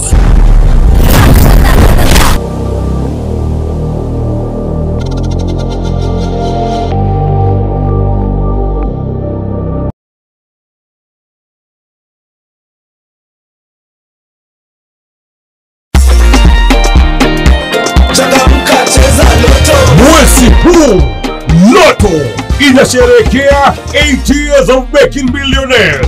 Piga nduru kwa sababu wewe ni mshindi wa 1 million. So nilianza kucheza Loto naweza sema mwaka ikianza. So Saturday niko na call. Sasa wakanipatia news that ni mimi ati nimeshinda 1 million. So hata mimi nikustuka kwanza, ni vile marafiki wangu waliniambia wameona kwa TV yenyewe ni mimi. Na hivyo manze kufurahi tu na manduru. So kukua milionea kama ni hivyo overnight. Nashukuru. Hivi that's the feeling. Nimecheza kwa muda wa mwaka mmoja, sikuwa nashinda.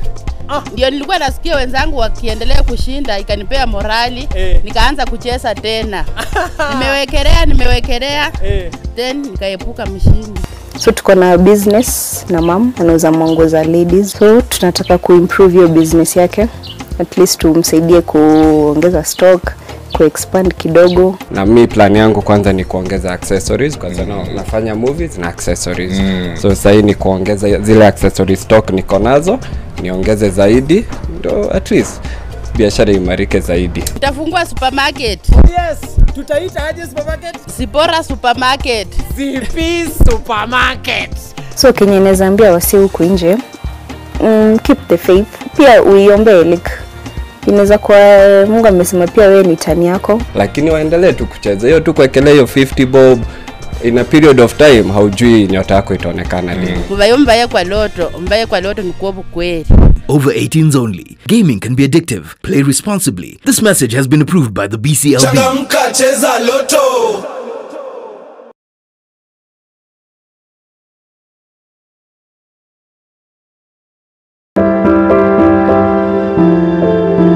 Mutorera-ini uyu ni gutokana na andu mithemba yothe, anini, akuru, akeni na amwe maihoretwo ni ihoru. No haria yothe gutire utari karugano gake ka gikeno, kieha kana matina mundu anakiruka. Ta mwana ni ndatwikire so embarrassed na hau ni ndakorirwe no tho mwingi muno towards my mom. Ndakimenya ngoma nake tikihi. Sekione na kagoma tike Nikio nie Njeri wa Mwangi tukite na tafarira ya rugano rwaku kagia na kamweke ga gutwira maria wanagerera na githomo kiria wathomire kuri macio mothe ni o Juma thaa 2 cia hwaini guku kwa Muthingi TV kihumo gia gutherema.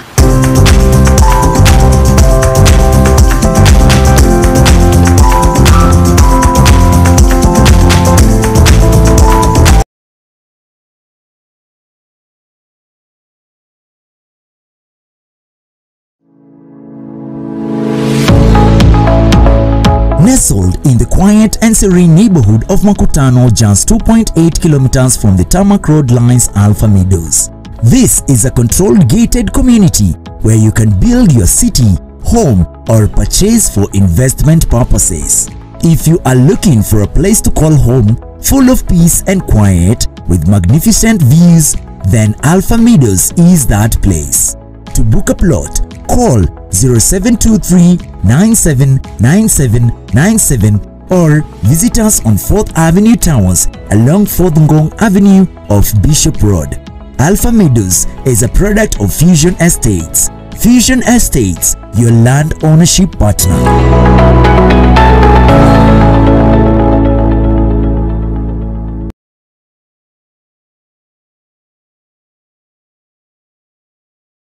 Uri murimi munini na ni uravatara ngwataniro na nyumba ya mohoro ihinda ni riri amu Muthingi TV ni irakuhe mweke wa kwanirithia kimenyithia niguo ukurie biashara yaku na njira nene. Tuhurire thimu kugerera 07 572 358 kana utwandikire email niyo sales@lookuptv.co.ke uka tutume ndugu na tutirithanie hamwe amu ndugu ni makinya.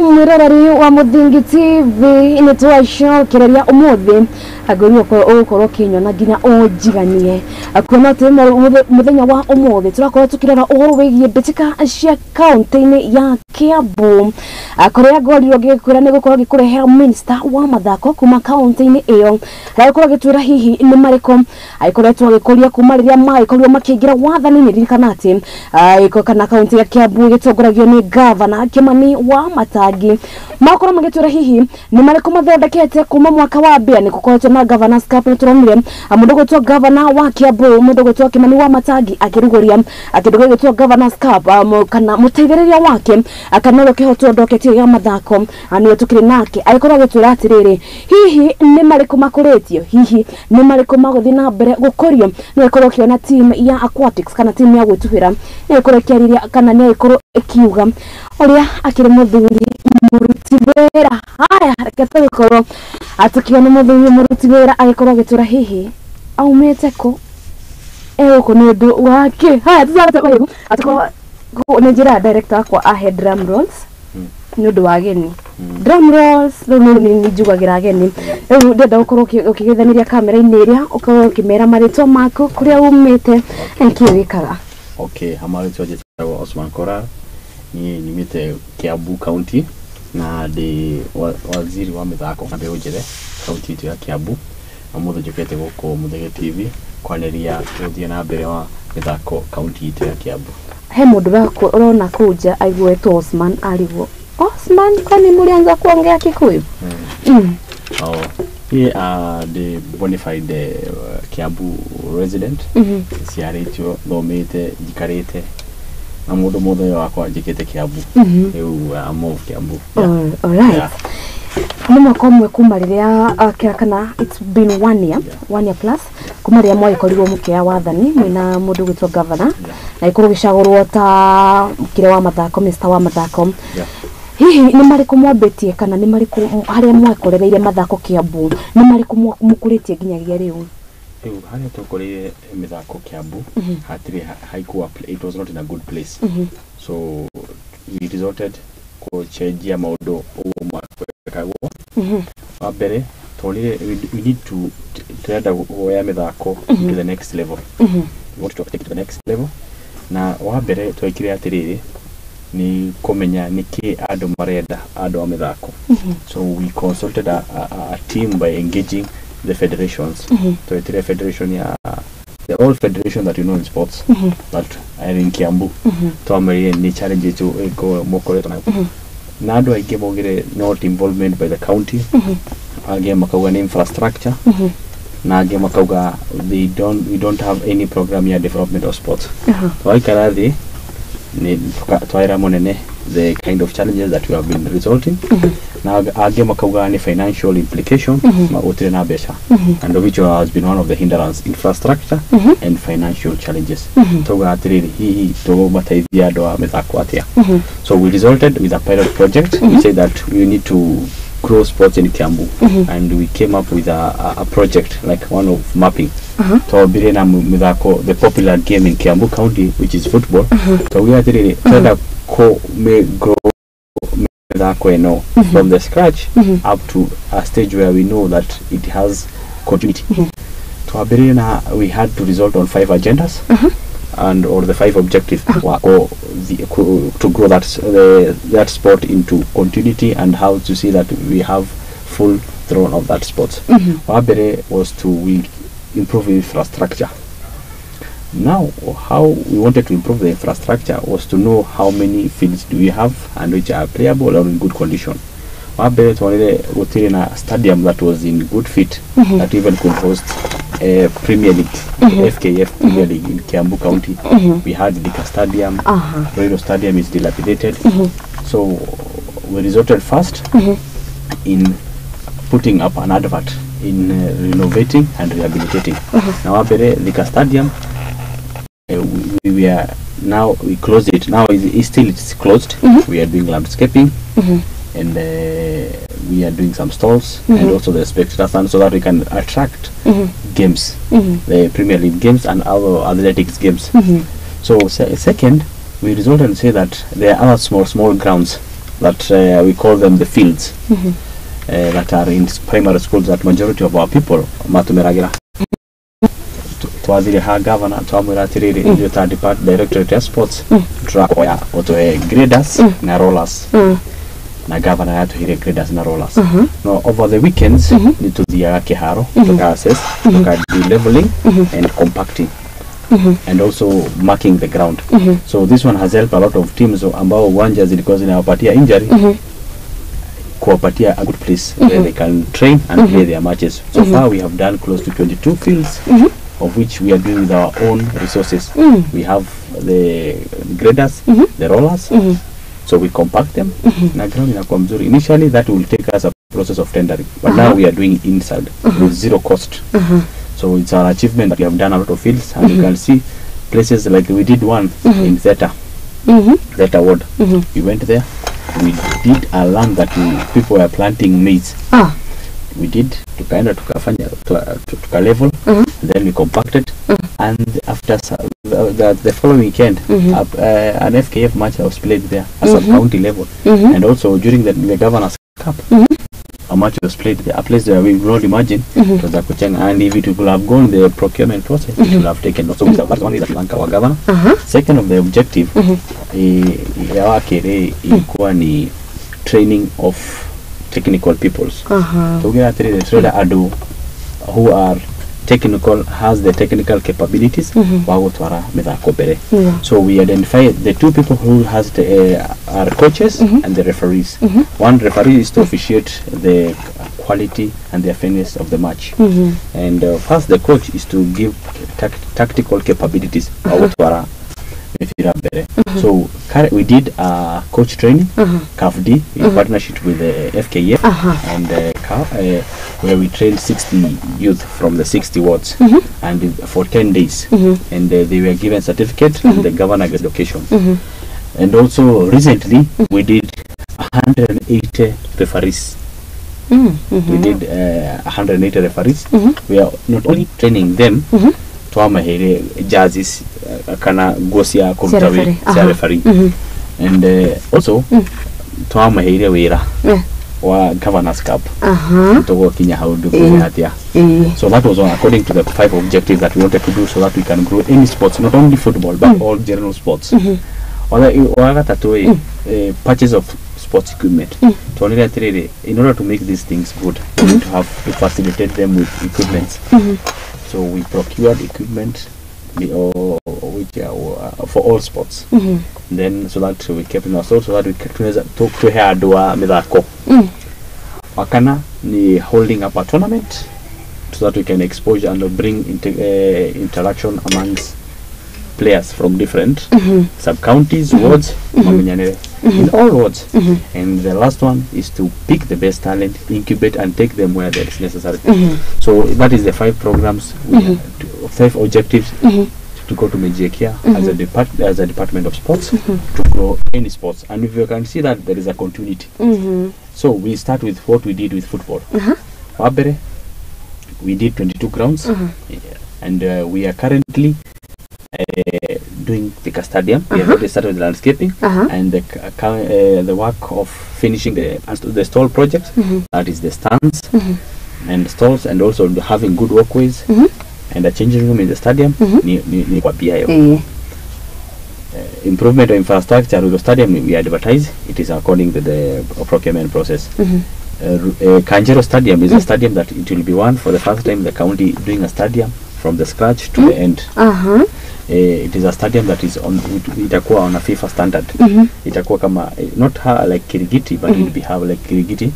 It will be hosting different sports, not like unlike Kirigiti. Kirigiti only hosts football and athletics, but this one itakuwa na basketball court. It will have a tennis court. It will have a volleyball court. Na athletics. It will also cater for the population ya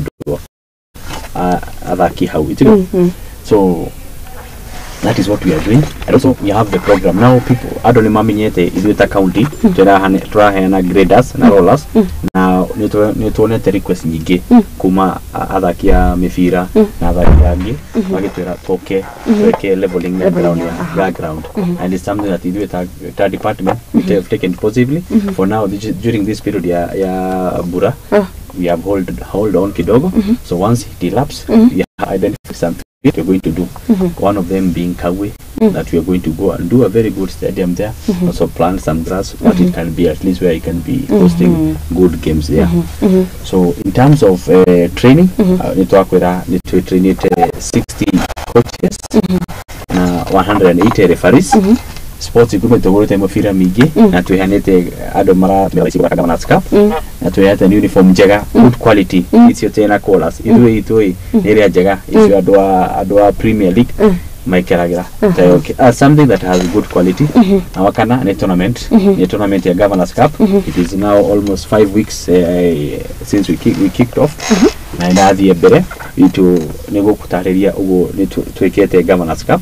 Governors Cup, it's where we are trying to empower or also give a platform. Kuyana platform ya kuonia modo aonanie talent yake. To give somebody a platform to showcase his or her talent. So we have now, like in my office, there was a time I've been visited by teams from Kenyan Premier League. Even you go to our Facebook, you will find that I was with Gor Mahia. There was a time I was with Tusker. There was a time I was with Bidco, different teams. And essence, you see how we can tap, also give them a platform to come and scout good talents. When we are having the Governors Cup. So it's something that we are rounding off, that we are also encouraging others to come. And also this Governors Cup, we are also encouraging corporate social responsibility. We are, if the entire team CC Mara on a financial implication as a problem to them, we are trying to solve a problem. Like what happened with the aquatics, when they came during our Governors Cup launch, we had to show them the kind of partners that we had. One of them was a bank, Kingdom, and they went and supported them through the sport department. So we're showing that whatever we are trying to do is through this Governors Cup, also to create a platform to the young people, especially the sports people, to showcase their talent. And so far in this Governors Cup, maybe we can elaborate more on there, is that we registered close to 800 teams across the 60 wards. And those who participated were 780 teams. 20 because of the immediately when we are starting the Governors Cup, it coincided with the FKF league. So there are teams that find they committed to the league, but others know how to manage, because those who do not manage, because mena adwani team yao, so they cannot manage 2 games in a weekend. So we started on 28th of October, and now we are finishing the ward levels, Niturari Kia ward levels, Yoshu, Kodo Wetawolani, Lari, Kinare. Noko Turari Kia Roshio. No woka ko turahena to Jazz School, turahena la Mefira, na turahena besa kwa timu eko hota. Now also we are giving them cup at the ward levels. So kwa ward isi Kiabu tuena ward 60. Or ward eko ruta team 2. The 2 best teams. Na hizi 2 best teams tumehete tumahete Jazzis, tumahete Mefira na ndo tumahete Besha. No, kwa wodi tuhete teams inya Jazzis. Number 1 to number 4, Mefira to number 1 to number 5. And also we are giving out trophy and it tuhete neti, ball nets. We found that when we are doing our studies, neti is one of the things that makes ball equate to have kind of standard. Very true. And so we find that majority of games teams we are having a problem in getting a net, a goal net. So we had to procure each 1 net per ward, so that it can be used by the teams there, because we wanted through this tournament to get the data of the current teams that are active. You know, there are the teams that form themselves during campaign tournaments, but as we wanted to know which teams are active. Now I see we have the data of the teams. So from the next financial year, ni toko ka tumafagire maudu mega. Unaona? Twabete one maudu ma Mefira, and that's the program tuwekete. Head dare na athaki a kidu gitwa Mount Kenya Rugby ndika ni maigwete aria maithakagira kuria Thika Stadium hehe kana die ni mekirite inia budget. Ni tumekirite budget ini todo wa mbere tugurete Mefira ma rugby na kwena a federation ya rugby mokete official na mokete kaida kaigi twaraniriye muno. We have talked more with them about what they want, and one of their biggest challenge was about field. No field ya rugby so we are trying to identify hurdle to make it, and they have identified a place in Ruiru. The account to go there to make a leveling to now. We could plant grass, we plant together, and also we promise them we give them a privilege there. And also we are doing Kanjero in Kabeto, a place that we are going to do 2 fields, a secondary field and the main pitch. The main pitch can be used by rugby. It's a field. It's a more. Kana hari na bitika muno itekiragirwo muno, that is hockey. What's the plan about hockey in Kiambu? Hockey. First, we want to show the interest here Adwa hockey. If we are trying to get if they are lovers of hockey, na mara tuigwa moke mo officially twaranire nao twane mifango yao niriko ndio mifango yetu account niriko tunyitananire tunego tuweka. But now I'm trying to get the contact, because I'm getting some interest from individuals, but I want to see the federation have a conversation with them. For the first time I had a conversation with the Federation of Handball. We have a very strong team in handball in Kiambu County. The ladies they are from Kabete. Mokita officially. So we are trying to bring those sports that it seems very unpopular in the county to make it popular, because somebody making money out of sports, regardless which kind of sports, you can't tell him this sport is better than yours, isn't it? Thirikari no kigirare ama the national government rire yokire in power iti kana rire mundu gutwa Ababo na Mwamba aikorwo kigira wabici-ini. He talked a lot about Talanta Hela, and whatever he said about Talanta Hela was he would bring about academies ile shi ukorwo ikinacha todo for you as a minister no remwo guthie o gishagi but when there's an academy mushirini ukogea na interest ya ukorwo gitwara mwana wake academy. Hey, do you have that plan ya ukorwo na academies in Kiambu County? That's why kwa point ito ida anoi. The fifth point is incubation. Ama tunasemanga incubation means hado kumiga hado.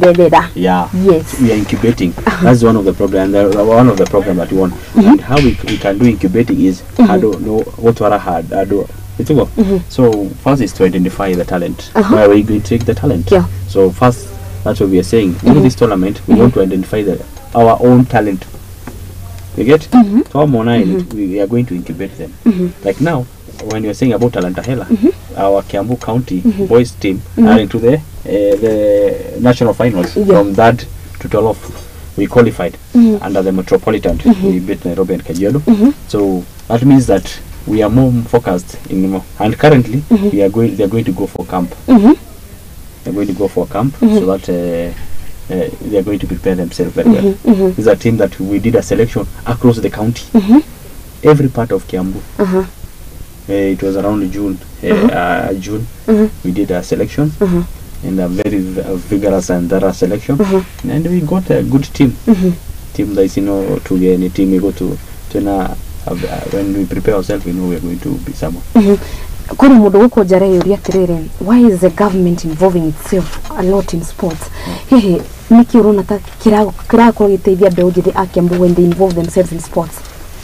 Because kido ya bere kido try involve in sports. We as the government, we are encouraging our young people to be job seekers, job givers, not job seekers. And through sport, one can get a platform of getting a job from himself, not being employed by somebody. We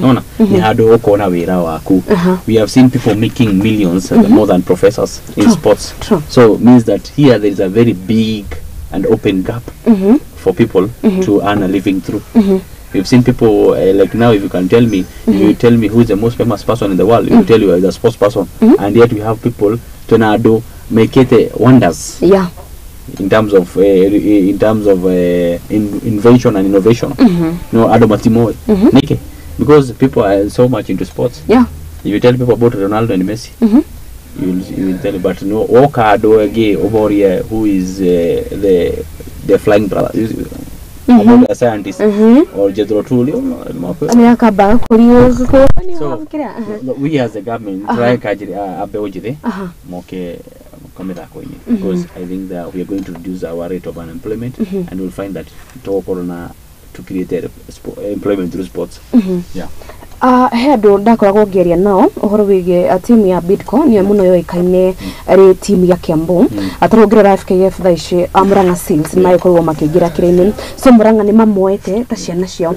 What's your plan gukorwo tugicoka in the glory ya FKF? Ni trader gucoka ku nikido one of the things that makes us with Adwa County, Adwa the love of sports to tigwe wega todo tukora a team ya county. Thika United was a team that was a community-owned team. Murang'a Seals that performed into the sky. Yeah. The way that's a team to get a community. No, to a team to get. No, tukuragi atiriri nikitu team tu twakia bui turalaka kure maturaini turi na team yalaka uko hari goro waona ile kiharo turenda kwa kabete kajiru ile turaka Thika na Ruiru igo tumirwo na na raisi tu na Kirigiti Stadium International Stadium igo tumirwo na tutiri na team itu we came to this program 5 objective.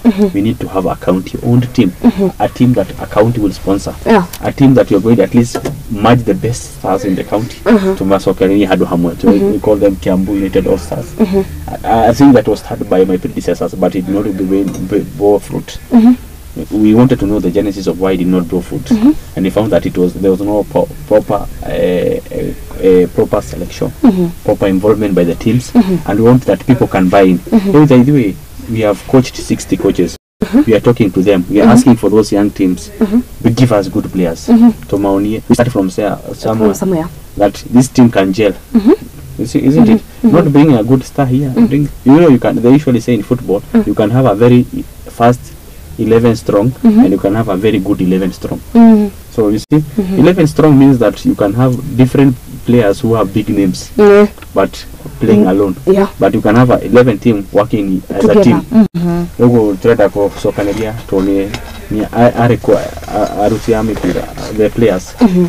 We are going to identify tomorrow hard hamwe to Wanitania, and it is something that we envisage as a vision, having a county owned team, not only in football but other sports, including volleyball, rugby, other sports, because we know it could be good for us. When you spot a talent in the school, you know where you can take them. Haya, kuna team fulani itagwo Githunguri not all stars hena gikoragwo Ericsson Githunguri Seniors and they were in division 2 na nigoretwo nao wakahida.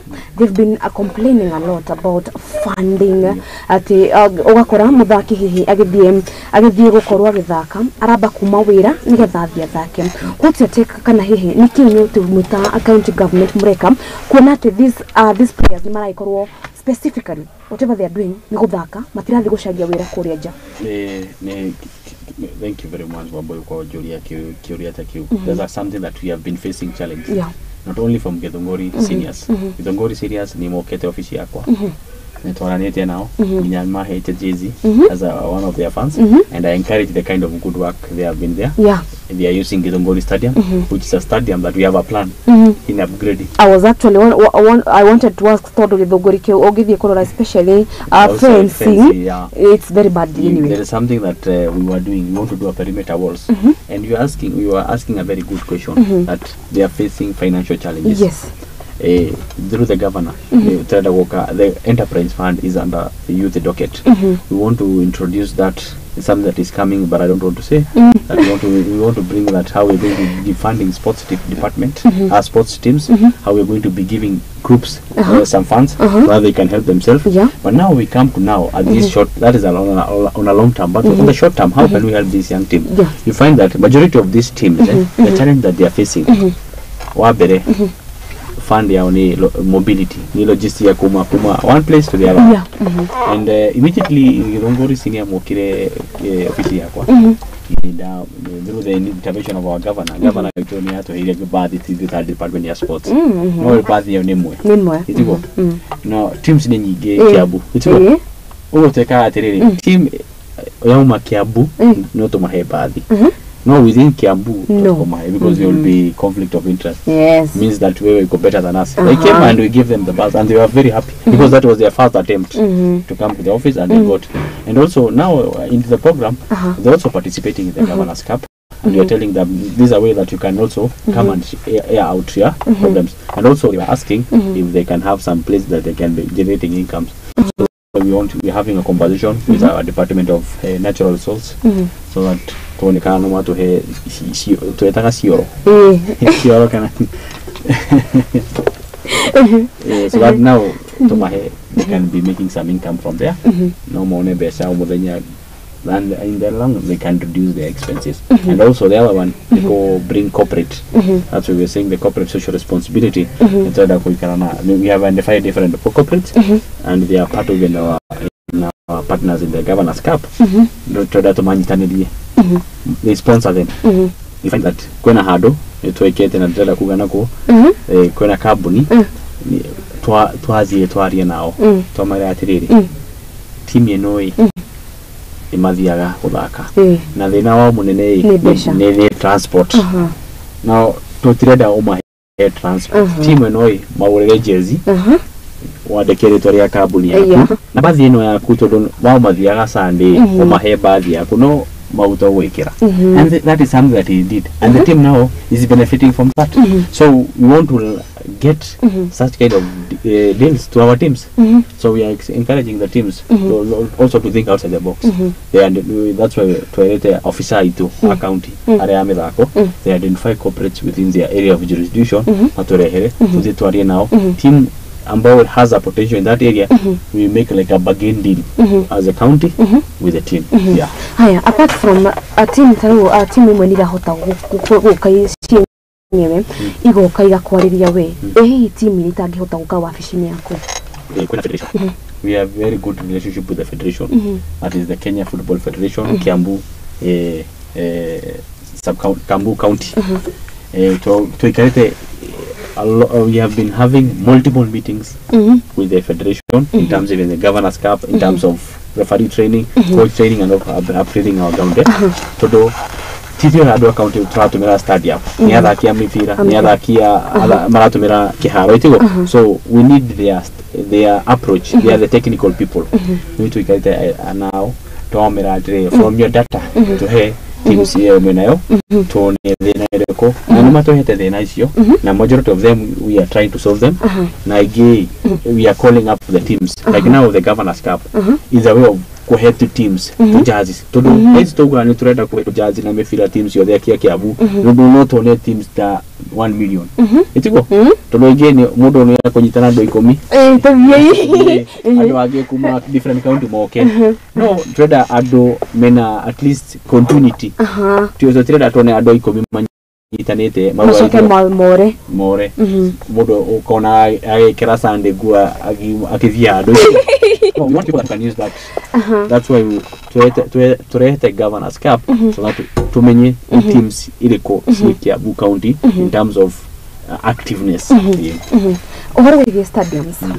Waki wa stadiums kwa hii darere Kiambu ina stadium mwe tukirigite in which I believe it was a national government thing. Mweta county ya Kiambu meka in the tenure you are in you figure it out. Ni stadium shigana urona tashi gukoro giakwa ire cigukoro ikinyanire ikiro cigukoro igithakirwo mbitika cia FKF. Yeah. Wabere twina Thika Stadium. That's one of the stadiums. Ni turahaka we have already started the work or leveling and landscaping that it can be good and also doing a good stand and also finishing the install project that was there install projects. Also do some stalls there so that we can bring empowerment to stalls Hauja. Wakere ni Kajiro with Kabete Itaro Ward. We are doing a stadium udakwera Okorona stadium in the main pitch, Okorona secondary pitch, Okorona basketball court, Okorona tennis court and volleyball court. Na hado tengera Okorona spectator stand Moneno across the stadium. Na hado good dressing changing rooms. Yoni Kajiro in Utreka. It is in the process of tendering. Yo again Shianda hado wetao Kiaba that is a kawaida grounds nitureka an astrotype and a chain yo again Kagwe niturabia nitukwabia it is in the process of we are finishing the tendering process. We are removing the astroturf that was there 7 aside that was built then by our predecessors and tureda kumeruta tuweke a chain link then we do some good landscaping and then the feature need to work a stand. No, but now we are going to do a chain link in a Mila hado izaki maeka and also add some basketball place and a volleyball place because now the space that it will going to be big to throughout the 7 aside. Yes, Kiharo yo ige near the stadium.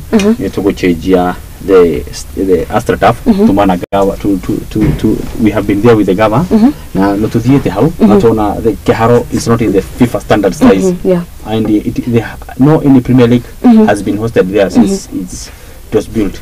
No new trade at the Komeruta na tomesogie also add a place for a place where the people athletes no matomere and also to add a spectator stand hado no maikare merorere yo ni agithunguri tokai ni turenda gwekera ga perimeter wall and also tonekana no twekera castles or turekera theka what we are going to do and another again Limuru Stadium also is a place that is walled. It's vast. Not that we can a perimeter. Once we can a perimeter, you can na design over kumeka in the future. I will trade data county. We want something for continuity. We will see what is happening in Kawe. Kawe, it's in Lari. in Larry Nyandoma ward. We spent better nyige in our predecessor during the other time kuweka 7 aside, but they did not ask the user that if they wanted the 7 aside. Now if that 7 aside was taken in Kawendani or in Kawasukari, where there is a big population, it will have been a tick. But there they don't want. So that money, you see, is going to be waste. That's why we are saying, we as a county, we are taking, and that what I want to thank His Excellency the Governor, that we have to do study, a feasibility study. With your Korea mood, atia to the TV to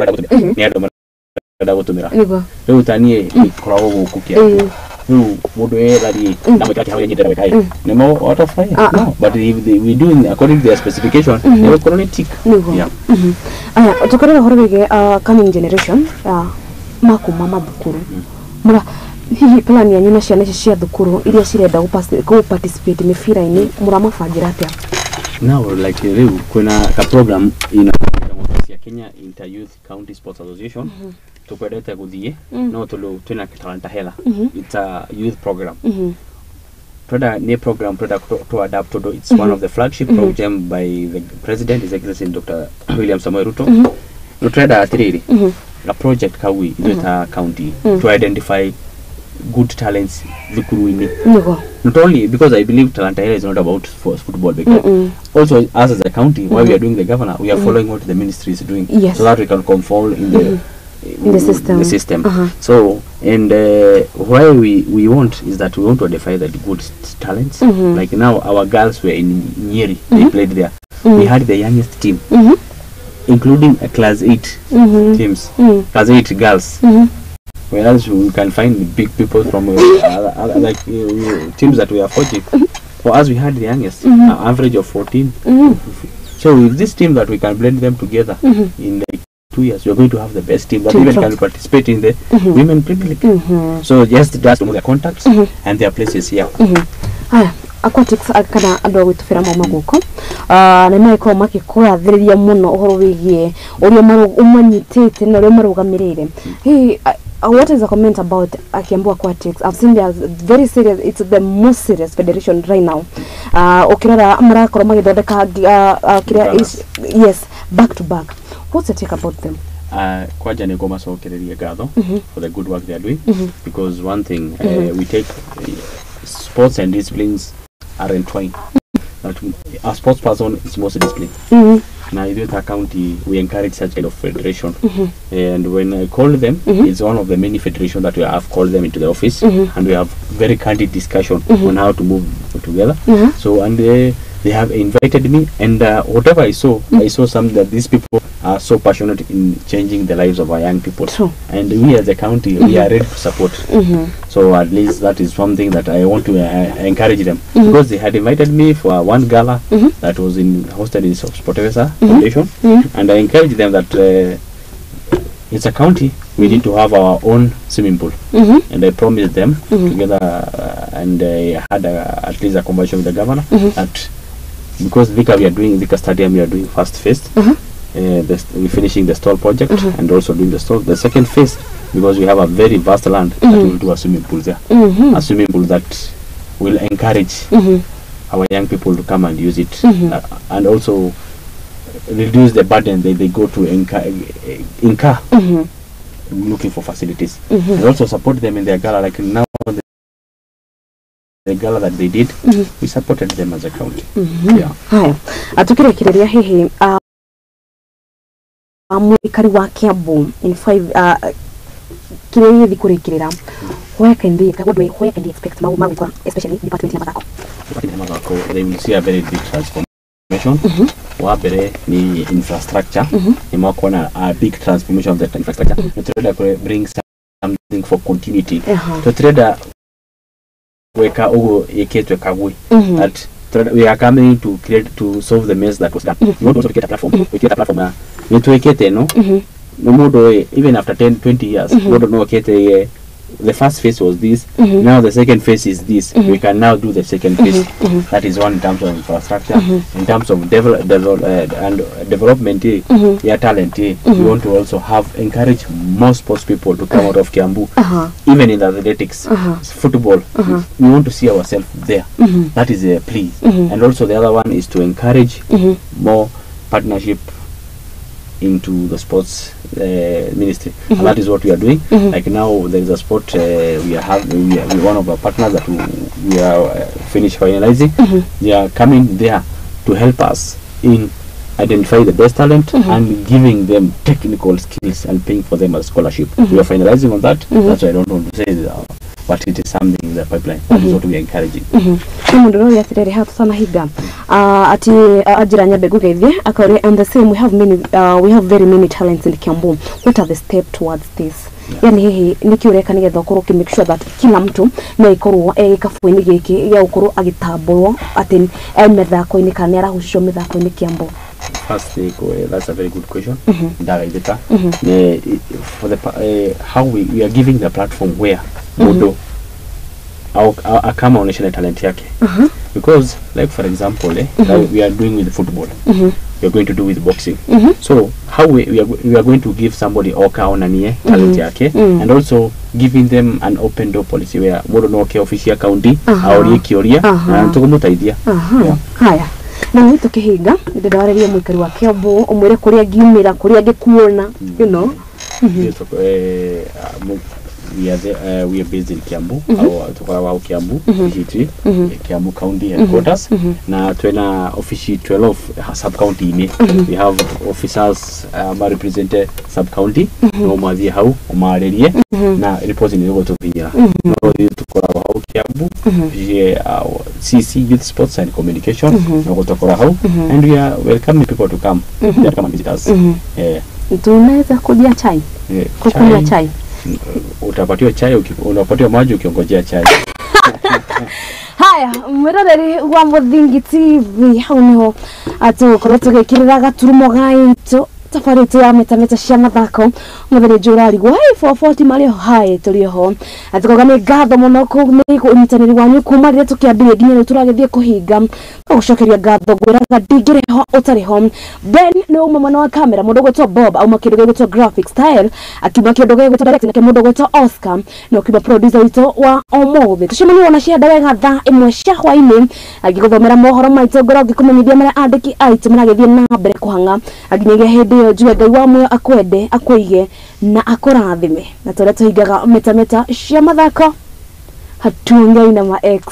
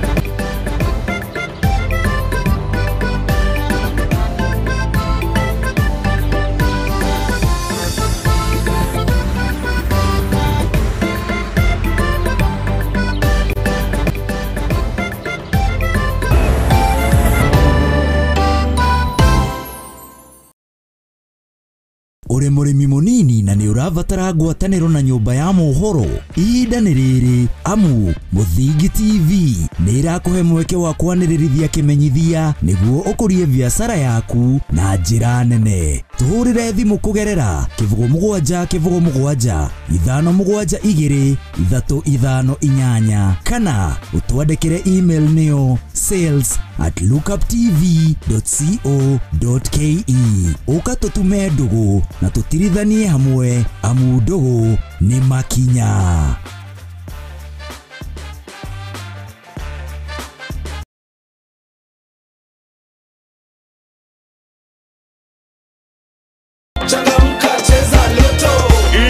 easier, it's bigger, it's better. It's Grand Mega Draw. Cheza na shilingi 50 hadi shilingi 2,000 na ushinde mega cash ya 200 million. Isitoshe, kuna mega bonus ya up to 20 million shillings kila Jumatano na Jumamosi. Sio ndoto, unangoja nini? Cheza Lotto, it could be you. Nenda kwa M-Pesa paybill number 777-000. Andika neno Mudhingi kama account number. Cheza na kati ya shilingi 50 hadi shilingi 2,000 na ushinde sasa.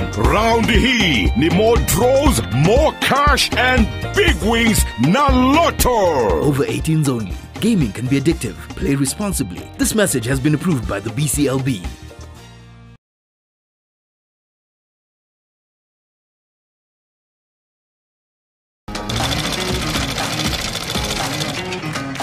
Nako kaguru karime gatihana kari muhu nake mumagari niyo nagira ndutaga wira wa kwendia hema migeka na ngonia kene wira wa ndiaga na goko na nitutamburaga kĩyo gitu na thabarĩ itũ mĩethere-inĩ akai kunyita ugeni gũkũ kwa Muthingi TV nĩkĩo nĩtũgĩcemanagia o kiumia tabarĩra-inĩ ya mwĩhang'ĩri tũrĩ na mwĩhang'ĩri witũ agĩtũtirithia thabarĩ yake kinya hau akinyĩte. Yandĩkwo nĩ mũthuri wĩho yandĩkĩtwo gĩbanda kĩ harĩa rũgongo nĩ o gũkũ ceceni-inĩ ya Muthingi TV na niĩ Mwangi wa Mũrugi.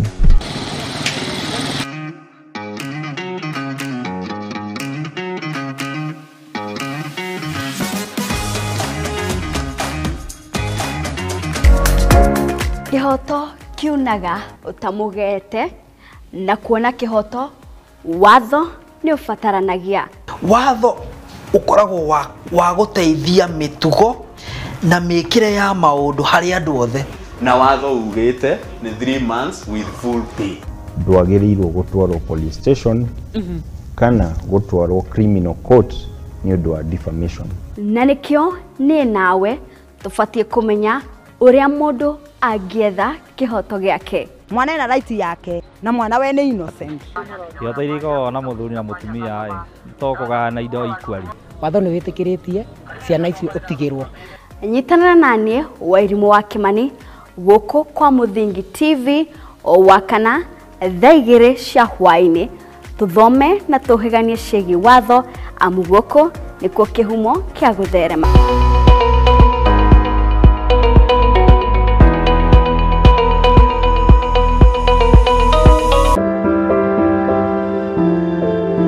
Mutorĩra-inĩ ũyũ nĩ gũtũngana na andũ mĩthemba yothe, anini, akũrũ, akeni na amwe maihoretwo nĩ ihoru.